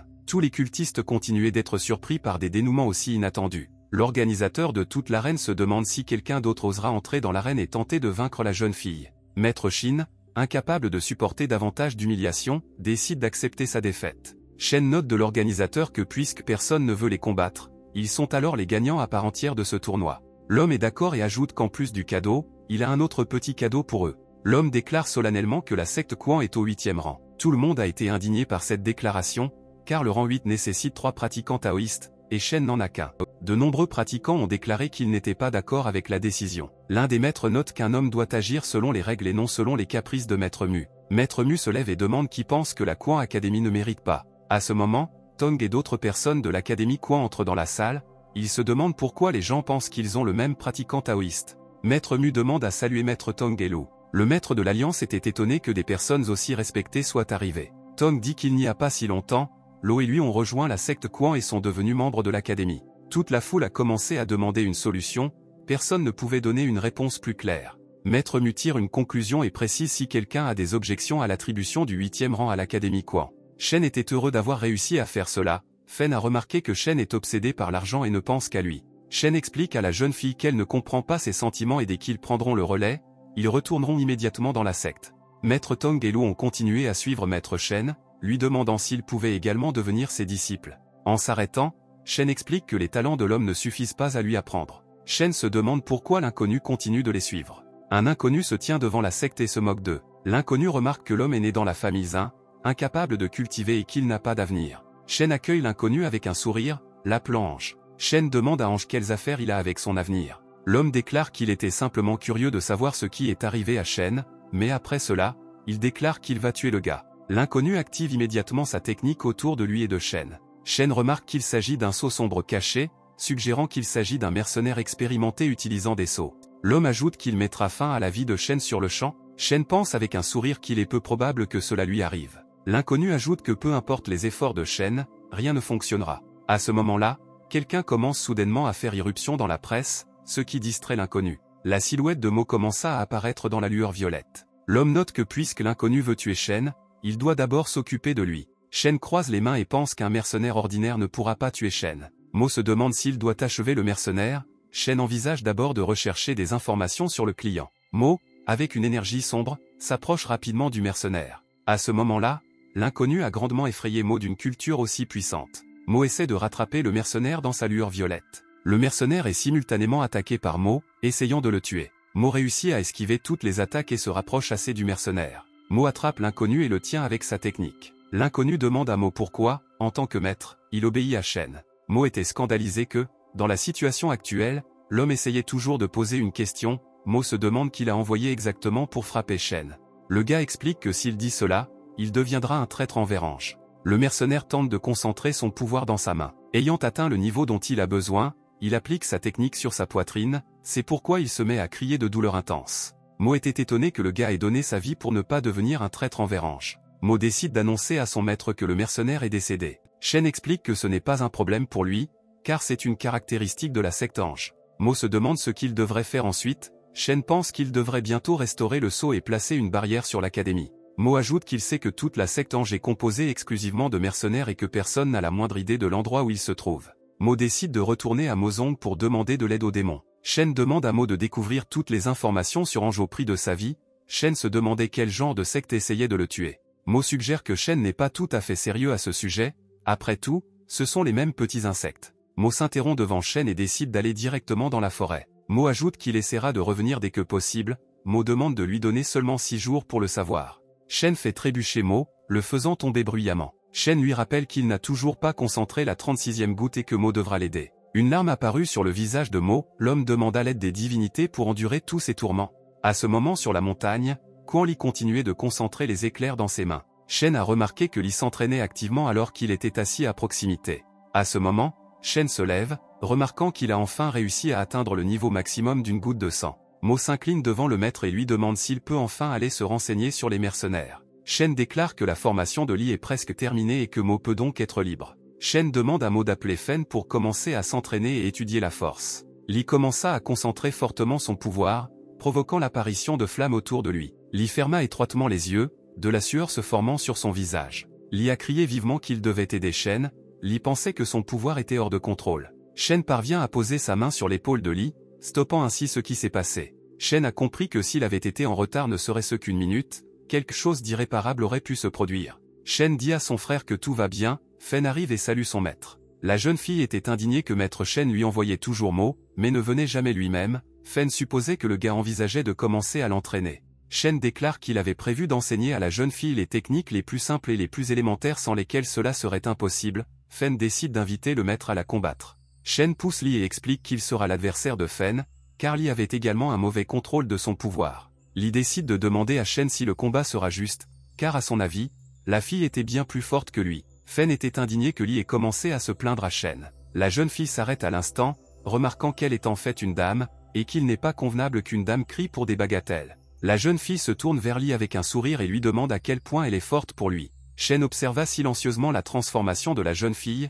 Li déclare qu'il ne veut pas combattre Fen. Shen déclare que sinon il combattra Li lui-même. Li craint de blesser le maître avec son pouvoir débridé. Shen demande à Li de ne pas s'inquiéter et de continuer à se battre. Li accepte finalement et décide de combattre Shen. Li demande pardon à l'avance s'il blesse le maître. La jeune fille souligne également qu'elle se battra à pleine puissance. Shen écoute toutes les déclarations du couple avec un sourire. Shen s'approche de Li à grande vitesse, notant qu'il est d'accord et qu'il devrait déjà commencer. Shen frappe Li de toutes ses forces, le faisant voler sur le côté. Li parvient à se relever en un instant et à tenir le coup. Le gars était étonné, car il lui semblait que Shen l'avait frappé avec un objet en fer. Shen explique qu'il n'utilise que ses poings. Shen exige que Li montre de quoi il est capable. Li décide d'attaquer son professeur. Shen, sans aucune pitié, arrête Li avec son poing, le faisant voler à nouveau sur le côté. Li est projeté contre le mur. Shen se demande si c'est tout ce dont Li est capable ou non. Shen lui demande d'en finir ici et invite Li à aller panser ses blessures de guerre. Li s'accroche à son corps, à cause d'une douleur intense. Il croit que ce sentiment était si fort qu'il est plus facile de passer à un autre monde. Avec un sourire menaçant, Shen invite la jeune fille à un duel. Shen remarque que la jeune fille a déjà eu peur. La jeune fille ne voulait pas se battre, car Shen pourrait la tuer. Ayant rassemblé ses pensées, Fen active sa technique. La jeune fille regarda Shen et ses autres actions avec un visage sérieux. La fille active une autre technique et lance de la glace sur le gars. Shen remarque que la jeune fille utilise l'art de l'eau et lui demande d'arrêter de le faire, car la technique est trop faible. La jeune fille explique cela en disant que les arts de l'eau sont les plus forts de Qin Yun et même de Bedi. Shen démontre clairement l'art qu'il maîtrise lui-même. Shen montre comment il concentre une lueur jaune vive dans sa main. Shen regarde Fen et sa réaction avec un sourire. Shen réfléchit à la technique qu'il devrait utiliser pour démontrer clairement l'inutilité de la technique de l'eau. Shen décide d'utiliser la technique du feu sur la jeune fille. Shen lève une énorme flamme et la pointe vers la jeune fille. Une énorme explosion se produit près de Shen, ce qui affecte grandement la jeune fille. La jeune fille ne pouvait pas comprendre exactement ce qui venait de se passer. Shen jette de petites pierres vers la jeune fille, ce qui coupe progressivement les vêtements de Fen. La jeune fille ouvre les yeux dans un instant, elle avait une petite coupure au visage. Tous les vêtements de la jeune fille ont été déchirés en 1000 morceaux, ce qui a d'abord surpris la jeune fille. Fen commence immédiatement à réaliser ce qui vient de se passer, ce qui l'a fait beaucoup rougir. La jeune fille commence à se couvrir et demande au maître pourquoi il a fait cela. Shen note qu'il est en fait allé un peu trop loin. Shen commence calmement à enlever son manteau. Fen rougissant se demande ce que Shen essaie de faire en ce moment. Shen explique ses actes en disant qu'il avait également prévu de se déshabiller, pour que ce soit juste. La jeune fille décide lentement de s'approcher de Shen. À ce moment, Fen trébuché, par inertie, s'envole vers Shen. La jeune fille vole surprise vers Shen, ne sachant pas ce qui va se passer ensuite. Shen parvient à attraper la fille qui la tient par la taille. Le gars a remarqué que la peau de la fille était plutôt douce. Shen rougit profondément à ce qu'il venait de faire. La jeune fille était très gênée et ferma les yeux. En ouvrant les yeux, la jeune fille a crié fort à ce qu'elle a vu. Shen a soudainement commencé à s'enfuir du terrain d'entraînement. Shen a demandé à Lo et Tong d'apporter des vêtements et des élixirs de guérison à Fen. Shen, avec un visage impassible, pensait que la jeune fille aurait pu beaucoup souffrir, constatant avec embarras que cela en valait la peine. Tong se demande pourquoi, dans ce cas, Shen fut une si belle élève. Shen a répondu avec colère que cela ne regardait pas les Tonga. Tong décide également d'annoncer une nouvelle intéressante selon laquelle les étudiants commencent activement à être recrutés dans le nouveau réseau. Shen rappelle que cette secte était située juste à côté de la ville de Begu. Tong note que même si Shen est déjà un maître, de nombreux membres d'autres sectes souhaitent y parvenir. Shen demande qui a alors créé cette secte. Tong explique que selon la légende, la secte aurait été créée par Shen Yang il y a 2000 ans. Shen comprend de quel dieu Tong se souvient maintenant. Shen commence à supposer que depuis que Nian Shen a créé cette secte, tout son héritage y est resté. Shen se demande si Tong peut entrer dans cette secte. Tong déclare qu'il n'a pas le droit de faire cela. Shen comprend qu'il devra s'y rendre. Shen se demande où c'est exactement. Tong explique que la secte est située à 600 000 au nord de la ville de Qin et à 100 000 de la ville de Begushan. Tong demande à accompagner le maître. Shen déclare que cela n'est pas nécessaire, car les mercenaires ont toujours l'intention de l'achever. Shen décide de partir en voyage solitaire. S'étant réincarné en une autre personne, Shen suppose qu'avec l'aide de la barrière, rien n'arrivera à son académie. Shen atteint la ville de Qin Yun. Shen a été surpris que la route entre la ville de Qin et Beiminjuan soit si fréquentée. Plusieurs hommes autour de la table remarquèrent que les inscriptions à la secte avaient déjà commencé. Le pratiquant croit que des pratiquants talentueux se rassemblent dans cette secte. L'homme espère pouvoir voir le grand banquier mondial. L'un des gars couvre la bouche du plus bavard, car les autres ne devraient pas l'entendre. Shen était intéressé par des informations sur la Banque mondiale. Shen suggère que ce que les gars ont dit n'est qu'une information non confirmée. Shen a ajouté qu'il ne pouvait pas croire que le projet devienne aussi parfait. Les pratiquants ont continué à discuter des nouvelles récentes, que Shen lui-même écoutait. Shen a noté que Sheng était en fait la pierre angulaire. Plusieurs hommes demandent à se disperser au plus vite car leur Luo va passer par là maintenant. L'un des hommes demande à Shen de se retirer. Devant le visage de Shen se trouvait un cheval avec un gars à cheval. Shen décide dans ce cas d'utiliser son pouvoir et de punir l'homme pour son manque de respect. Shen envoie son cheval et l'inconnu loin de lui grâce à son pouvoir. L'homme tombe, se cognant le dos contre le mur. Plusieurs hommes accourent et tentent de l'aider. L'homme lui tient tête en déclarant que tout le monde paiera pour son insulte. Shen a noté avec ridicule qu'il était très ennuyé par la puce agaçante à côté de lui. L'homme demande à ses gardes de l'arrêter et de lui infliger une amende. Une petite chaussure entre sur la route, activant le saut. Shen épate tous les animaux qu'il attaque avec sa technique. Shen écarte également tous les gars. Shen pensait que c'était un spectacle pitoyable qu'il était incapable de regarder. Le gars déclare qu'il n'a pas eu de chance après cet incident. Le gars dit à Shen qu'aucune origine ne l'intéresse. Shen, au visage maussade, déclare qu'il ne s'intéresse qu'à une seule existence. Shen s'approche assez près du visage du gars, déclarant que cela l'énerve vraiment.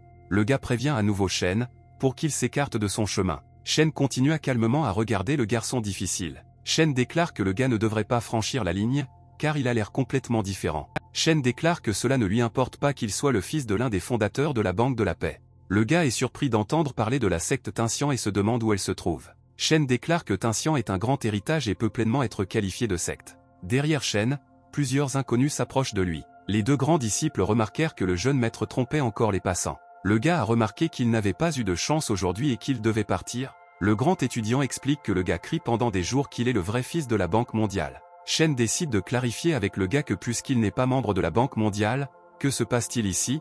Le gars dit que Shen ne pourra rien lui faire. Les deux grands disciples regardèrent autour d'eux à ce moment. Le type explique à Shen que bien qu'il ne soit pas le fils du propriétaire de la Banque mondiale, il est l'héritier de BPILI. Shen avait beaucoup entendu parler de cette secte, qui ne peut être comparée qu'à la ville de Bedi. L'étudiant demande au jeune maître d'arrêter de faire de telles choses, car son père l'a expulsé pour qu'il se réforme.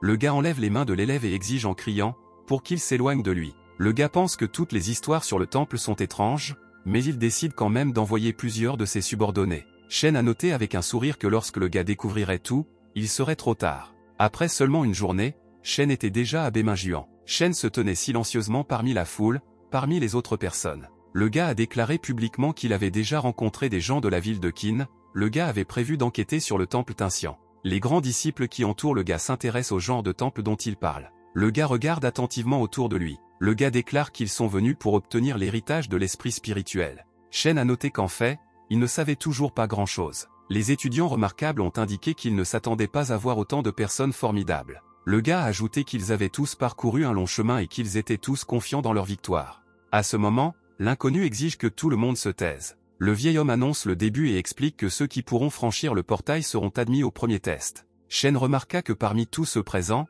il était le seul mouton noir. La foule entière commença lentement à franchir l'immense porte. Shen a remarqué qu'il n'avait même pas commencé le test et qu'une telle discipline était déjà en place. C'est au tour de Shen et il monte lentement les marches. Shen active son saut pour passer. Mais à ce moment-là, le gars est brusquement jeté sur le côté.